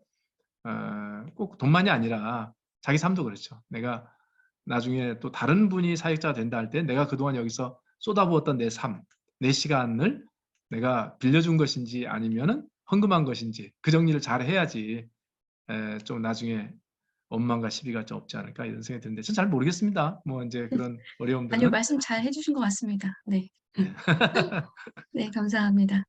네. 그러면, 이인 선생님, 예, 질문 있다고 하셨는데 지금 질문하시겠습니까? 예, 말씀 잘 들었습니다. 감사합니다. 좋은 네. 말씀 나주셔서. 근데 이제 제가 궁금한 게 있는데, 제가 지금 말을 잘 전할지 모르겠어요. 제가 들으면서 좀 생각이 좀 혼돈돼서, 어, 지금 대표님께서는 수평적인 관계를 강조를 계속 하셨고, 목회자 이 사역인의 제도, 그 성직자 제도에 대해서, 좀, 이렇게 표현할지 모르겠지만, 어쨌건 좀 다른 길에 서 있으신 분 같은 생각을 들었어요. 제가 제대로 이해했는지 안 했는지 모르지만. 근데 또 한편 느끼는 게 이게 말로는 사역자가 없고 하지만 현실이다 보니까 분명히 여러 의견 중에 충돌이 되는 부분이 분명히 있을 거 아니에요. 근데 예를 들어서 행정적인 부분에 있어서는 뭐 그거를 뭐 다수결을 한다든지 할 수 있겠지만 이 개인의 신앙의 측면에서 같은 경우는 이거를 조종하는 게 굉장히 어렵다고 생각을 해요. 예를 들어서 똑같은 성경 말씀을 가지고 그 사람의 살아 환경에 따라서 해석이 범위가 굉장히 많기 때문에 그래서 보통 일반 교회 같은 경우는 그걸 중재하는 것이 이제 목사님들이 하는 거잖아요. 권위를 가지고. 근데 만약에 평신도로서 이제 뭐 평신도라고 얘기해야 될지 모르겠지만 그럼 일반 교회를 다니는 분들로서 어, 그런 충돌이 났을 때 과연 그거를 누가 중재를 할 것이거나 결정을 내릴 것이며 혹은 그럴 수 있는 사람의 자격이 과연 무엇인지에 대해서 여쭤보고 싶었어요. 실예를 들면은 제가 옛날에 교회 다녔을 때 어떤 장로님께서 이제 안찰이라고 혹시 아시죠? 안찰. 네. 안찰. 예. 안찰을 장로님께서 이제 뜨거운 영을 받으셔서 교회에서 이제 안찰하고 다니신 거예요. 근데 이제 몇몇 장로님들이 이제 저 이상하지 않냐라고 했는데 그분이 이제 장로님이시다 보니까 하다가 결국은 담임 목사님께서 강하게 제한을 두셨죠. 그래서 교회에서 분열이 일어날 수 있던 거를 막게 된 사례를 제가 알고 있거든요. 그러니까 이게 제 생각엔 좀 위험한 부분이 있는 게 뭐냐면은 그 신앙에 대한 사실 해석이라든지 신앙에 대한 색깔이나 생각들은 사실 누가 옳다 그럴 수도 없는 부분이잖아요. 그렇죠? 논리로 따지기도 힘든 부분도 있을 수 있고. 근데 그거를 중재할 시기가 분명히 올 것 같은데 그러면 결국 그 중재하는 사람의 자격은 어쩔 수 없이 기존의 틀로 들어가야지 그나마 더 그게 효율성 있게 작용되지 않을까라는 생각도 있고 만약 그럴 필요가 없다고 한다면은 그런 사례가 있어서 어떻게 해결했는지 그리고 그 중재를 할 수 있는 분이 과연 어떤 분이셨는지 좀 궁금해서 질문을 드립니다. 네. 수평적 관계에 들어가게 될 때 그 의견 충돌이 있고 또 신앙을 말씀을 해석하는 측면에서의 어려움이 있거나 그럴 때 이 부분을 어떻게 풀 수 있을 것이냐의 그 문제 말씀하셨는데 뭐 이것은 이렇게 뭐 여러 가지 예를 좀 들 필요가 없이요. 실제로 막상 해보면 압니다. 실제로 이런 그 교회를 이루기 위해서 한 2가정, 3가정 정도가 좀 모이고 또는 1가정도 좋아요. 이렇게 모여서 예배를 좀 드리다 보면 서로 생각이 좀 다를지라도 물론 이제 기본적인 전제는 있죠. 예수 그리스도의 주되심을 인정하는, 저희 이제 평신도교회가 가지고 있는 몇 가지 그 원칙입니다. 예수 그리스도의 구원자로서의 주되심을 인정하기. 2번째, 우리는 교회 소유를 갖지 않는다 하는 것. 3번째로는 우리는 교회란 세상의 그 타자의 고통에 응답하는 것을 존재의 목적으로 삼는 곳이다라고 하는 그런 인식. 그리고 우리는 이 평신도와 그 이제 성직자의 어떤 그런 이 이원론적인 계급 구조가 없고 모든 그리스도인들은 하나님 앞에서 다 같은 존재다라고 하는 어떤 그 기본 관점. 4번째는 우리가 이 다음 세대의 그 신앙을 책임져 줄 수 있는 곳은 가정이고 우리가 이 교회 공동체, 가정 공동체이다라고 하는 그런 어떤 인식, 이런 것들을 기본적으로 동의하면 우리 평신도교회를 같이 하자, 이제 이렇게 되는 겁니다. 그러니까 이제 그 4가지는 인정하고 들어왔기 때문에 그걸 문제 삼지 않죠. 그걸 문제 삼는다면 나가야 되는 겁니다. 안 나간다면 그냥 나가고 안 나가는 게 별 의미도 없어요. 왜냐하면 무슨 교회 공간이 있어가지고 그거를 네가 나가 내가 나가 이런 게 아니고 그냥 몇 사람 안 되는데 뭐 안 맞으면 누군가가 안 나오면 그냥 그걸 끝이에요. 그러니까 그건 이제 문제가 안 되는 것인데, 이제 어떤 그 이렇게 성경 해석의 문제, 이것 때문에 생기는 갈등, 이런 부분 말씀하시는데 그것도 저희가 좀 겪어보면 같이 생각이 좀, 말씀을 보는 해석이 좀 다를 때 성령께서 그 과정 속에서 우리에게 뜨거운 마음을 주셔서 통찰을 주셔서 나는 이런 생각하고 이런 생각했는데 이게 이거구나 라고 하는 그 부분에 의견의 일치라기보다는요, 자기 눈을 열어주시는 하나님의 역사를 우리가 경험하게 됩니다. 그러니까 저희 가운데서는 이제 말씀을 준비한 사람이 진짜 이렇게 말씀을 잘 준비해 와가지고요, 그 한 2시간 정도 쭉 거치면 준비해 온 사람의 그 말씀의 그 본문, 그러니까 어떤 메시지가 하나도 살아남지 않는 경우가 굉장히 많습니다. 왜냐하면 우리가 어떻게 따지냐면 그렇게 당신이 해석하는 근거가 뭐냐. 그럴 때 당신의 주관적인 것이 아니고 텍스트를 가지고 보자. 말씀의 텍스트가 어느 부분에서 그것을 입증하느냐. 텍스트를 가지고 설명하는 겁니다. 근데 그 텍스트는 그렇게 설명하는 것이 아니고 이렇게 설명하는 게 더 타당하지 않을까요? 이렇게 해서 이렇게 이야기하다 보면 그게 더 맞는데요? 이렇게 하면서 사람들의 어떤 마음이 한 대로 쭉 모이거나 이렇게 되는 과정을 우리는 성령의 어떤 그 인도하심이라고 봅니다. 그래서 달라도, 최종적인 결론이 달라도 너무 그것 때문에 은혜를 받는 공동의 체험들을 좀 하고 있기 때문에 성경 말씀을 좀 대할 때 열린 마음으로 우리가 좀 이렇게 대할 수 있다는 것이 있는 것이고, 2번째로, 그런데 신앙의 어떤 특징이 있잖아요. 아까 4가지를 요구하더라도 4가지 전제를 얘기하더라도 그 전제에서 다 담아내지 못하는 부분이 있습니다. 안찰도 있을 수 있고 뭐 방언이 있을 수 있는 것이고요. 그리고 또 뭐 있을 수 있을까요? 뭐 어떤 예언을 한다든지 뭐 병을 생각의 치료한다든지. 관점이 예언 뭐 할 수도 있고 뭐 다 있을 수 있는데, 저희는 기본적으로 웬만한 것은 다양성으로 인정하려고 합니다. 그러니까 예수 그리스도의 주되심을 부정하는 것이 아니라고 한다면 그 사람이 가지고 있는 어떤 신앙의 어떤 스타일, 그리고 그런 부분들을 웬만하면 인정하고 좀 배우려고 그래요.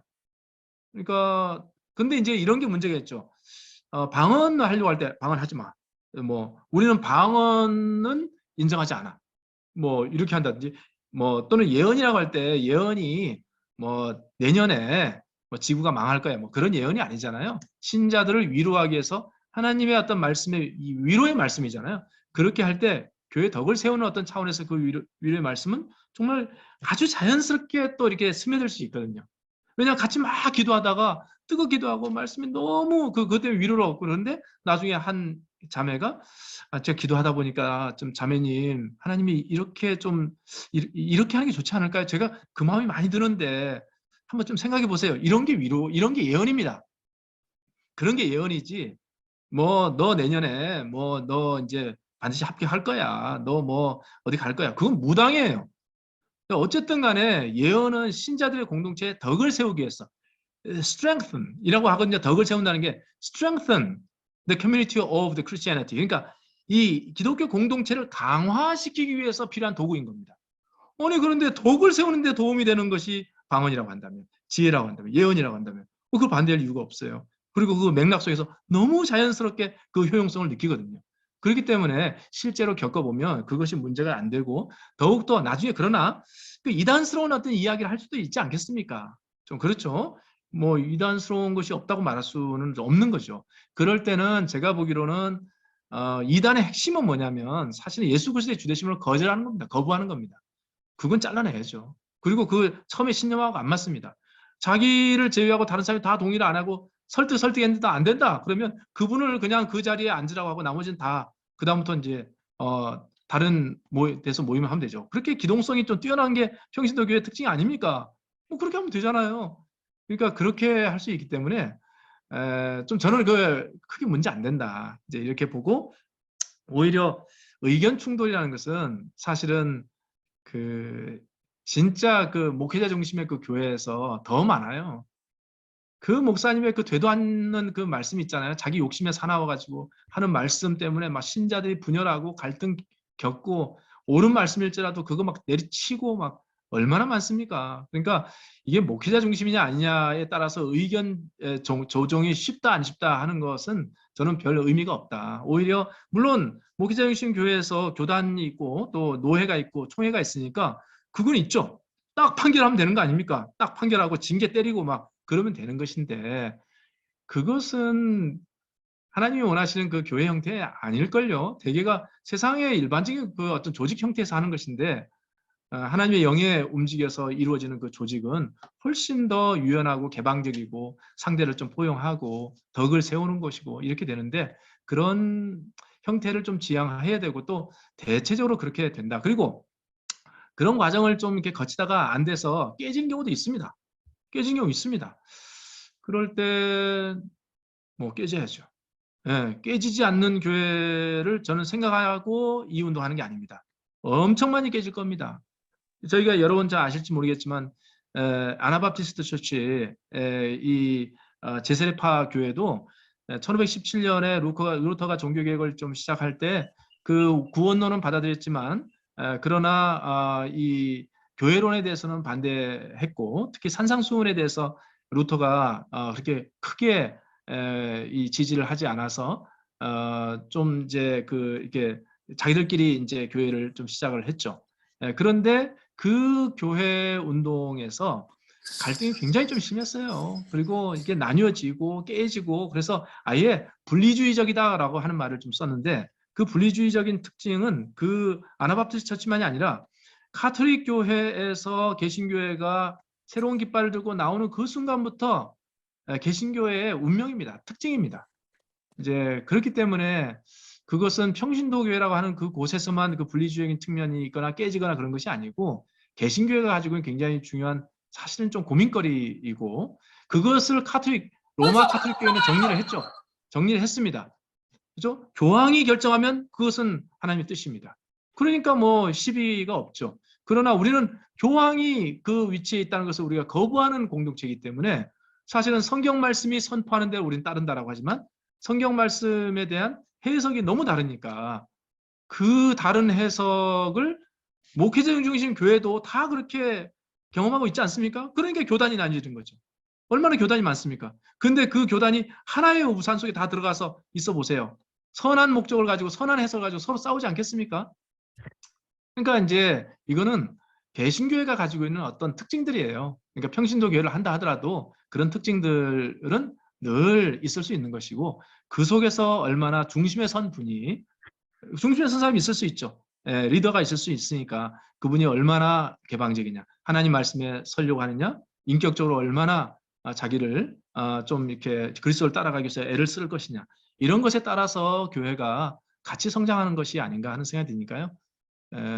그런 그 위험 늘 있을 수 있죠. 네. 네, 감사합니다. 감사합니다. 네, 쉬어가는 질문 하나 하고 여기 네, 배상필 채팅창도 뭐 질문이 있네요. 네, 네네 지금 이제 그것들을 하겠는데요. 네네. 배상필 선생님께서 직분이 없는데 호칭을 선생님으로 이제 한다고 아까 말씀하셨잖아요. 그래서 네. 40대 이후에는 그 선생님이라는 호칭에 대해서 거부감이 없을 텐데 청년들은 아무래도 네. 나이 드신 분이 본인을 선생님이라고 부른다면 약간 거부감이 들지 않을까 이제 네네. 이런 말씀인 것 그렇죠. 같아요. 뭐 이건 그냥 자기 그 공동체 내에서 알아서 결정하면 됩니다. 예, 그래서 선생님으로 붙이든지 형제자매로 붙이든지 어른들은 뭐 20대 중반이나 30대까지는 선생님을 하고 그 밑에 뭐 학교 다니는 아이들은 그냥 이렇게 형제 뭐 자매 이렇게 하든지 아니면 닉네임을 쓰든지 그거는 그냥 다 알아서 교회가 그냥 어쨌든 간에 그러나 이제 뭐 어차피 저희가 직분도 있는 것이 아니니까 뭐 목사님, 장로님, 뭐 권사님 이렇게 할 수는 없는 거니까요. 이제 그렇게 해서 그건 알아서 자유롭게 하면 되는 것이니까 저희는 그렇게 저희는 뭐 저기 나이 든 뭐 우리 조금 이제 어떤 결혼한 분들한테 다 선생님이라고 서로 하고요. 아이들도 선생님 이렇게 하고 그리고 좀 뭐 아이들에 대해서는 그냥 누구야 이제 이렇게 이야기하거나 뭐 이제 형제라는 말을 좀 붙이기도 하고 이렇게 좀 풀어가는 거니까요. 그건 이제 내부에서 서로가 편하게 정리를 하면 되지 않을까 이제 이런 생각이 들고 그 직분제 부분은 모르겠습니다. 뭐 이제 실제로 사이즈가 큰데 직분제를 없앤다라고 하는 것이 좀 생소하게 이제 느껴질 수 있고요.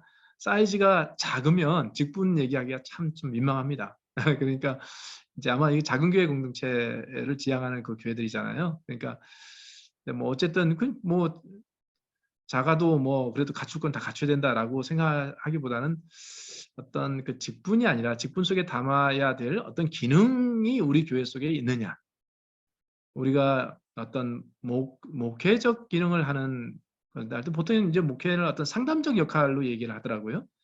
그러니까 누구를 아우르고 잘 상담하고 좀 세워주고 이제 이런 분이 우리 가운데 있느냐, 또는 예언자, 위로해주는 역할을 하는 어떤 분이 있느냐, 그리고 또 교사, 가르침의 어떤 그 은사가 있는 사람이 있느냐, 뭐 이제 이런 그런 그 교회를 이루기 위해서 필요한 그런 어떤 그 기능이 우리 교회에 좀 충분한가 하는 것을 보는 것이 중요하지. 직분으로 그 기능을 담보하기 위해서 직분을 좀 이렇게 좀 집착하는 방식은 오히려 약간 감투가 돼서 사실 그 기능도 감당하지 못하면서 그 직분 자체가 무슨 벼슬인 것처럼 생각하기도 쉽겠다. 그런 생각이 들어서요. 저는 여하튼 그런 생각이 들고. 그 다음에 이제, 네네, 그렇습니다. 네. 네, 그리고 박재우 선생님께서 그 아까 강의 중에 송민 선생님께서 말씀하시기를 이제 4세기부터 15세기까지 한 1000년 기간 동안에 그 제국교회의 흐름을 거부하고 계속 그 흐름을 이어나갔던 초대교회 계승자에 대한 언급을 하셨어요. 그래서 네. 그 사례들을 알 수 있는 어떤 레퍼런스가 있는지 네네. 질문하셨는데 혹시 답변이 바로 가능하실까요? 네, 뭐, 저는 권현익이라는, 좀 분이 있습니다. 그분의 책을 제가 좀 소개를 좀 드리고 싶은데요. 제가 이 책에서 도움을 좀 꽤 받았습니다. 이 책이고, 그 다음에 로버트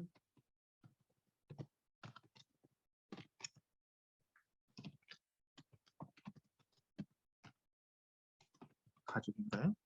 이분 책도 좀 영향을 받았고, 그 다음에 제가 지금 기억은 못하는데 그 다른 책이 또 하나 있는데요. 여하튼 그래서 저는 16세기 종교개혁 이전의 참교의 역사라고 하는 이 책을 우연히 교보문고에서 좀 찾아서 보고 굉장히 좀 놀랐고 감사하고요. 그래서 제가 좀 그러니까 루터의 초대교회 끝나고 나서 초대교회는 다 로마 카톨릭 교회로 다 수렴되었고 그러다가 이 로마 카톨릭 교회에서 참교회에 대한 어떤 문제의식을 갖고 신부들이나 그 안에 이제 누군가가 새로운 방식의 어떤 그 개신교 교회 운동 역사에 횃불을 좀 들기 시작하는 것을 루터가 그것을 수렴했다. 이렇게 좀 저는 생각했습니다. 그렇게 생각을 해왔는데 이 책을 보니까 그게 아니고 초대교회가 3, 4세기에 로마 이 제국의 그 교회로 편입될 때 그 국가교회로 편입되지 않고 버티는 그룹들이 바깥에 있었다는 것을 알게 된 겁니다. 저는 그거 굉장히 놀랐어요. 그러니까 초대교회가 다 로마 교회의 카톨릭 교회에 편입되지 않고 그 국가교회 바깥에서 그냥 그 존재하고 핍박을 오랫동안 받아왔다라고 하는 그 문서를 보고 너무나 큰 충격을 좀 받아서 그 면면이 이어져 왔던 그 어떤 실개천이 나중에 루터를 만나서 큰 강으로 이렇게 확장이 된 거구나. 만약에 그 실개천이 없었으면 강도 없었겠다. 근데 그 실개천을 우리는 그동안 좀 몰랐죠. 근데 이제 그러나 이제 권현희 이분은 이제 평신도 교회 입장에서 저는 생각을 좀 달리합니다. 네. 이제 그래서 그때는 그때대로 또 목회자의 역할이 또 있었다. 뭐 이제 이렇게 이야기도 하고 뭐 그런 얘기 하시지만 그건 이제 로버트 뱅크스 박사님의 교회 또 하나의 가족 이런 그 책을 좀 보시면 제가 말씀드렸던 내용들이 훨씬 근거가 있는 것이다. 그리고 뭐 이 로버트 뱅크스 박사님은 1세기 교회 이야기, 예배 이야기, 이 IBF에서 나온 책의 베스트셀러 저자 아니십니까? 근데 제가 이제 그분의 책을 한국 교인들이 많이 읽는데 그분이 평신도 교회를 하고 계신 것은 모르더라고요. 원래 그분이 목회자였습니다. 성공의 그 소속의 목회자였었는데 이분이 이제 캠브리지 대학인가요? 가서 이제 공부를 좀 하다 신학 공부를 하다가 초대교회사를 좀 연구를 했는데 세상에 초대교회사를 쭉 연구를 하면서 관련된 자료를 좀 보니까 자기와 같은 직업적 목회자를 두고 있는 것이 교회의 본질과 이게 맞지 않는다는 것을 알고 목회자 자격증을 반납하게 됩니다. 성공에. 그리고 그냥 일반 신자로서 초대교회와 같은 형태의 교회를 운영하기로 그렇게 맘먹고 지금까지 이제 활동을 하신 분이에요. 그러니까 이분이 IBP 책을 통해서 낸 수많은 어떤 그런 그 내용들은 전부 다 제가 지금까지 말씀드렸던 그 내용의 일환입니다. 평신도 교회 운동의 일환이고 그분이 그것을 평신도 교회라고 말하든 안 하든 관계없이 그분은 그렇게 저희와 그 뜻이 정확하게 일치하는 것으로 그렇게 이야기를 하고 지난번에도 만나서 저희가 이야기를 확인도 했는데 여하튼 이제 그런 것을 확인을 했고요. 그래서 이분의 책이 굉장히 좀 중요하고 또 한 분의 책이 있는데 그 책의 이름은 제가 기억나지 않는데 그 배상필 선생님이나 이주영 목사님을 통해서 제가 그 책 내용 아마 아실 텐데 그걸 좀 전달해 드리면 나중에 좀 공유를 하시면 좀 좋겠습니다. 네. 감사합니다. 그리고 이상환 선생님 질문인데요. 평신도 교회가 세워지지 않은 상태에서 목회자의 의존도가 높다. 이런 상태에서 설교회에서 은혜를 받아야 한다고 이제 외부 집회를 쫓아다니는 이들이 있는데 이런 건 어떻게 극복할 수 있는지가 첫 번째 질문이고요. 두 번째 질문은 공간 개념에 대한 질문이에요. 그래서 어떤 기도, 교육, 교제에 대한 어떤 공간이 없을 때 어떻게 극복할지, 그리고 행정적인 부분은 어떻게 해결할지 이제 요런 질문을 올려주셨습니다. 이제 신자들이 어떤 자기 중심이나 주체성 없이 외부 목회자 중심 교회에서 좀 은혜를 충분히 받지 못하니까 외부의 어떤 좋은 설교나 뭐 내용에 대해서 쫓아다니면서 좀 뭐 이렇게 기대하는 그런 그 자세를 얘기하는 거죠. 첫 번째는 그러니까 이제 저는 그러니까 그런 일종의 그 교회 좋은 설교 쇼핑하러 다니는 거 그것이 좀 문제라고 보는 것이고요. 스스로가 말씀을 그 말씀의 그 우물에서 그 두레박으로 스스로가 그 말씀을 좀 퍼 마실 수 있는 존재로 하나님은 우리를 다 부르셨는데 우리가 그런 존재로 스스로를 인식하지 못하니까 누가 떠먹여 주는 것을 좀 이렇게 기대하는 것이죠. 사실은 그 옛날에 로마 카톨릭 교회에서는 신부가 다 떠먹여 주지 않았습니까? 그리고 거기 미사에 참여하는 것만으로도 이제 이렇게 그 굉장한 어떤 의미가 좀 부여되었고요. 그런데 이제 그 루터가 이제 그 종교 개혁을 하면서 독일어 성경을 좀 번역을 했잖아요. 독일어 성경을 라틴어 성경 대신 독일어 성경을 편찬했다는 것은 그 이게 굉장히 위험한 겁니다. 왜냐하면 책을 읽는다는 것은 그 객관적인 읽기라는 것이 불가능해요. 책을 읽는다는 것은 다 해석이 들어가거든요. 읽는 사람의 독자의 해석이 다 들어갑니다. 이 객관적으로 존재하는 텍스트를 자기가 읽는 과정에 자기의 어떤 그 경험들이 다 투영이 돼서 그 텍스트를 이해하는 방식이 다 달라지는 것인데 그렇게 되면 그 이제 루터가 그 독일어 성경을 편찬해서 민중들에게 읽혔을 때 그 민중들이 그것을 읽고 독일어로 되어 있으니까 읽고 자기 방식대로 다 해석할 수 있잖아요. 그렇게 될 때 얼마나 위험합니까? 그걸 알면서도 책을 편찬했다는 것은 성경 읽기 해석의 주체로서 일반 신자들의 역할들이나 위상을 인정을 한 겁니다. 왜 그러냐면 그가 예수를 믿는 사람이라고 한다면 그 안에 성령이 계실 것이고 성령이 해석해 하신다 하는 것에 대한 믿음이 없으면 저희 이 평신도 운동 못 합니다. 못 합니다. 그렇기 때문에 이런 자기 스스로가 생애에 가장 결정적으로 중요한 문제가 있을 때 자기가 말씀으로 풀지 않으면 이 문제를 풀 수 없다고 생각했던 그런 어떤 문제들이 있을 때 이것을 말씀을 통해서 좀 풀 수 있는 힘을 하나님께서 주신다는 그 믿음으로 우리 신자들이 말씀 앞에 서야 된다. 그래서 제가 제 개인 이야기를 장황하게 아까 좀 했었던 것이고요. 공간이 없을 때 어떻게 극복할 것이냐의 문제인데 글쎄요, 공간이 없으면 글쎄 뭐가 문제가 될지 예를 들어서 이제 작은 사이즈의 이제 그 교우들이 한 10여 명 정도 모인다라고 할 때 가정에서 모이죠. 모일 때 주일날 가정에서 모였을 때 운영에 문제 없거든요. 그런데 이제 이런 거는 있겠죠. 새벽 기도를 가야 되는데 우리 교회가 없으니까 예배당이 없으니까 나 불편하다 이제 그런 건 자기가 감수해야죠. 옛날 저기 초대교회도 새벽 기도 가려고 주변에 그 교회 찾고 이런 거 없었지 않습니까? 자기 가정에서 하면 되는 거예요. 저도 저희 집에서 합니다. 지금도 제 집에서 저희 공간이 좀 부족할 수 있잖아요. 그러면 거실에서 하다가 또 가족들 깨면 또 안 되니까 또 그러면 또 화장실에서 화장실 들어가는 그 통로가 있거든요. 그거 있잖아요. 약간 화장대 있는 그 장장 거기서 좀 하다가 아랫집에서 소리 들린다고 뭐라 하니까 또 나와가지고 또 또 하다가 이제 이렇게 하면서 그냥 작은 공간 찾으면 되는 거죠. 이제 그렇게 좀 생각이 되고요. 그래서 좀 저는 하나님은 교회는 공간에 영향받지 않는다. 들에서 예배 드릴 수 있는 것이고 뭐가 문제가 되는가 이제 이런 생각이 들고요. 옛날에 로마 시대 때도 이제 초대교회에서 예배를 드릴 때 물론 이제 모였으니 다 가정에서 모였었고 그 안에서 가장 좀 부유한 집에서 초대를 하지 않습니까? 공간이 넓으니까. 예, 그렇게 해서 좀 그 교회 교우 가운데서 그래도 가장 넓은 공간을 가지고 있는 분이 집을 개방하면 이렇게 할 수 있는 것이고 그게 좀 적절치 않다라고 할 때는 다른 어떤 공간 넓을 필요 없잖아요. 자기 사무실 쓸 수도 있는 것이고 저희처럼 그렇게 할 수도 있고 아니면 저희 집에서 사용했던 그 기억도 있으니까 그렇게 한다든지 할 수 있는 것이다 하는 생각이 들고요. 행정이랄 것이 좀 있나요? 그러니까 저희는 그건 있습니다. 이제 교인들에게 11조를 좀 받아요. 그리고 주일 헌금을 좀 이렇게 받기도 합니다. 근데 그거는 전부 다 구제헌금을 위해서 또는 사회를 위한 단체 헌금을 위해서 또는 다 씁니다. 그렇기 때문에 이제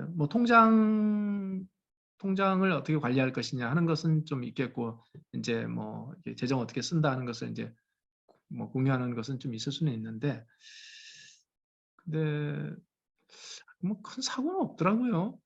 그래서 이렇게 회계감사할 필요도 없고 왜냐하면 이게 그 돈으로 뭐 하냐면 월정으로 어느 기관에 후원금을 맨날 낸다 이런 계산들을 하면서 이제 이게 좀 정리를 하고 또 이제 후원하는 기관과 우리와 협력하는 일들, 교류하는 일들을 하니까 그게 서로의 그 네트워크 속에서 재정 체크가 다 돼요. 네, 그래서 큰 문제가 없고 그런데 어쨌든 간에 저희가 이제 한 서너 가정 좀 5가정 있을 때는 헌금이 그렇게 구제하는 헌금이나 사회를 위한 헌금이 굉장히 많아요. 그러니까 일반 중대형 교회에서 사회를 위한 헌금을 하는 것만큼이나 많아지는 것을 보면서 되게 의미가 있다 이제 이런 생각이 좀 드는데요. 여하튼 그런 생각이 듭니다. 네. 네, 감사합니다. 이제 5시가 지나서 이제 마지막 그렇구나. 질문 소화하고 좀 마무리를 해야 할 것 같은데요. 네네. 박재훈 선생님께서 올려주신 질문에 배상필 선생님께서 답을 좀 달아주셨는데, 어떻게 답이 되시겠습니까? 제가 송영 선생님 지금까지 참여하신 평정에는 아무래도 20가정 미만에 20가정도 안 되죠. 작은 한 3가정 내지 근데 이게요 한 10가 정도 되게 어려워요. 왜냐하면 한 7명 내지 한 10명 정도 만나면 자기 삶을 깊이 있게 좀 나눠야 되는 것인데 돌아가면서 좀 이야기를 하다 보면 진짜 그 꼭 숨는 사람들이 있어요. 그리고 샤이한 사람들 말 안 하고 막 이렇게 되니까 이게 그렇게 크게 갈 수가 없더라고요. 그래서 20가정 정도 되면 초대형 교회죠. 이제 그렇게 되는데 어쨌든 대체적으로 건자견에 참여하는 좀 교회의 경우는 이보다 좀 모임 규모가 크다. 목양과 설교를 담당하는 목사님 직분이 있을 수 있는데 이런 교회 평신도교회 설교에 참여하는 방법이 뭐가 있겠느냐, 그런 이야기. 또 건자견 회원교회에서 배상필 선생님 평신도 설교가 있고 1년에 6번 정도 주일 예배 설교를 하고 있다. 목사님이 있지만 하나님의 한 백성의 신학의 관점에서 리더십을 공유하고 있고 행정 책임은 평신도가 하고 있도록 규약을 만들어내고 있다. 뭐 이건 굉장히 좀 저는 그렇게 봅니다. 이제 뭐 한 달에 한 번이나 두 달에 한 번 정도 그 평신도가 말씀을 좀 전하는 것만 해도 굉장히 상징적인 의미가 큽니다. 그걸 통해서 그 좀 이제 평신도 리더십이 좀 세워지기도 하고 평신도들이 저렇게 말씀을 해석하는 일들을 나도 해야 되는 것인가 하는 도전도 있으니까요. 박희주님, 제가 그냥 이거 보고 할까요? 네. 네. 이제 네, 죄송하지만 한 가지만 제가 이해한 내용이 맞는지 확인차. 사나리 교회 설교는 좀 특이하게 진행되는 것 같은데 평신도 한 분이 설교를 하고 나면 이걸 주제로 온 성도가 참여하는 자유토론이 2시간 정도 진행되는 것 같습니다. 2시간까지 가지는 않을지라도 뭐 하여튼 뭐 그렇죠. 그 정도 되는 것인데 아니 근데 이제 그 한 사람이 일방적으로 떠드는 건 아니고요. 그 자기가 이제 이렇게 말씀을 좀 준비하면서 이렇게 좀 이렇게 풀어갈 때 막 들어옵니다. 왜냐하면 또 그 말씀을 나누는 사람도 이거 맞지 않아요? 이 부분은 어떻게 생각하세요? 그러면 이제 각자 생각을 막 얘기하고 그러면 담아가지고 이제 그 다음으로 이제 가고 뭐 이제 이렇게 하니까 말씀의 정리를 하고 말씀의 결론 짓는 과정에 이미 참여가 다 이루어져 버려요. 이제 그렇게 돼서 이것을 끝내고 자유 토론으로 가는 방식도 좀 있긴 있지만 하여튼 중간 단계에서 말씀을 결론 짓는 그 과정 자체에 참여가 많이 이루어진다. 이제 이런 그 부분이고요. 그 다음에 다른 질문 한 가지는 평신도 교회에서 소수의 평신도 설교자가 매주 설교를 맡게 되면 거의 한 달에 한 번 정도 자기 설교가 돌아올 텐데 생업을 가진 평신도 설교자가 과도한 부담을 느끼지 않겠습니까? 이제 이런 말씀하시는데 좀 한 달에 한 번 빨리 들어오죠. 저희는 저희가 이제 저희는 뭐 돌아가면서 다 합니다. 하는데 뭐 한 5가정 정도 되면 한 2-3달에 한 번씩 오고요. 그리고 이제 들쑥날쑥 할 수 있잖아요. 네, 저희가 이제 우리 아이들과만 이제 말씀을 나눌 때도 있었습니다. 예배를 드릴 때. 그러면 네 명이니까 그냥 이렇게 한 달에 한 번씩 와요. 근데 저희 아이들한테도 나누게 합니다. 저희 아이 첫째 아이는 27이고 둘째는 23인가? 우리 첫째 아이가 26이고 23인가? 하여튼 그런데 이 아이들 고등학교 졸업할 때부터 이제 말씀을 나누라고 했습니다. 잘합니다. 이제 그렇게 하는데 부담스럽죠. 한 달에 한 번씩 왜 이렇게 빨리 들어오는지. 그럼 목사님은 근데 어떻게 매주 하고 수요기도 하고 새벽기도 하고 이건 뭐 자신에게 적용할 틈도 없어요. 그냥 막 그냥 빨리빨리 그냥 그 내용 정리한 거를 막 유통을 해야 되는 거죠. 이렇게 되면 나는 이 말씀을 해석하고 말씀을 적용하는 최초의 성도 그 리스너 청취자인가 아니면 내가 말씀을 막 그냥 정말 이렇게 막 해석해가지고 정리하는 그 공장인가 이런 생각이 들 정도로 쉽지 않을 텐데 이런 생각이 드는데 근데 어쨌든 간에 한 달에 한 번이 될지 그 말씀을 좀 전하기 위한 시간들은 굉장히 유익하다 할까요? 저희 아이들은 오늘도 지금 말씀을 나눴는데 너무너무 유익합니다. 가장 그 유익한 자가 말씀을 준비하는 자죠. 그리고 반드시 이 말씀을 어떻게 남들에게 은혜를 끼칠까 그런 게 아니고 자기를 딱 화자로 세워놓고 청취자로 세워놓고 말씀이 나에게 이야기하는 것들 정리하는 과정이니까 정말 굉장히 좀 이렇게 저는 좋았다 이런 생각을 들고요. 그 성례를 어떻게 하는지 성찬과 세례 뭐 질문이 끝이 없지만 그러니까요. 다 끝나기 싫으신 것 같아요. 여기도 기존 교회와 건자경 교회는 분명히 차이가 있네요. 차라리 작은 교회 공동체라는 게 맞습니다. 뭐 성례 이것만 간단하게 말씀드리면 저희도 그런데 좀 배워가는 과정입니다. 성례는 지금 성찬 같은 경우는 매주 하는데 이렇게 포도주하고 이렇게 좀 이렇게 작은 슬라이스 이제 빵을 이제 지금 좀 같이 공유하고 이렇게 하는데 이게 꼭 옳은 것은 아니다. 특히 초대교회에서의 그 성찬식을 보면은 그냥 일반 식사더라고요. 일반 식사를 가지고 성찬식을 한다고 하는데 저는 지금도 이해가 좀 안 되기 때문에 좀 고민을 합니다. 일반 식사에 어떤 이 성례전적인 의미를 좀 부여하면서 은혜가 된다고 하는 것이 무엇일까? 그래서 저희가 한번 내년에는 좀 시도를 해볼까 하는 생각이 듭니다. 저희가 식사는 해요. 식사하는데 그게 애찬이 아니라 성찬이라고 할 때 이게 어떻게 될까? 그래서 이제 저희 그 로버트 뱅크스 박사님한테도 그 얘기를 좀 한번 물어보려고 합니다. 이 여기에 성례의 의미를 어떻게 우리가 그냥 기본적인 식사에 그걸 어떻게 의미 부여를 할 것이냐. 저는 그냥 일반적인 성찬식에 감동을 많이 받는데 그냥 식사에 성찬식의 성격의 의미 부여를 하게 되면 감동이 이렇게 올까? 뭐 이런 생각이 드는데 그러나 좀 해보려고 좀 생각을 합니다. 뭐 그런 것이고요.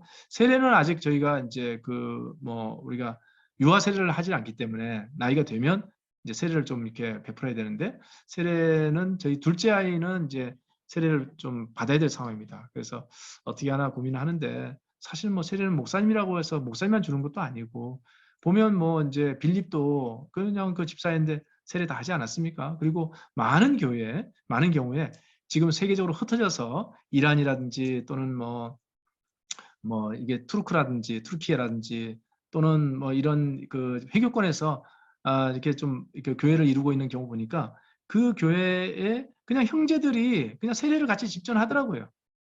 그래서 저는 좀 그냥 이렇게 특별한 권위자가 아니라 그리스도 안에서 주되심을 고백하는 먼저 세례를 받은 사람들이 같이 이렇게 세례를 좀 하는 과정들에 함께 참여하면 되는 거 아닌가 하는 생각을 좀 하고는 있습니다.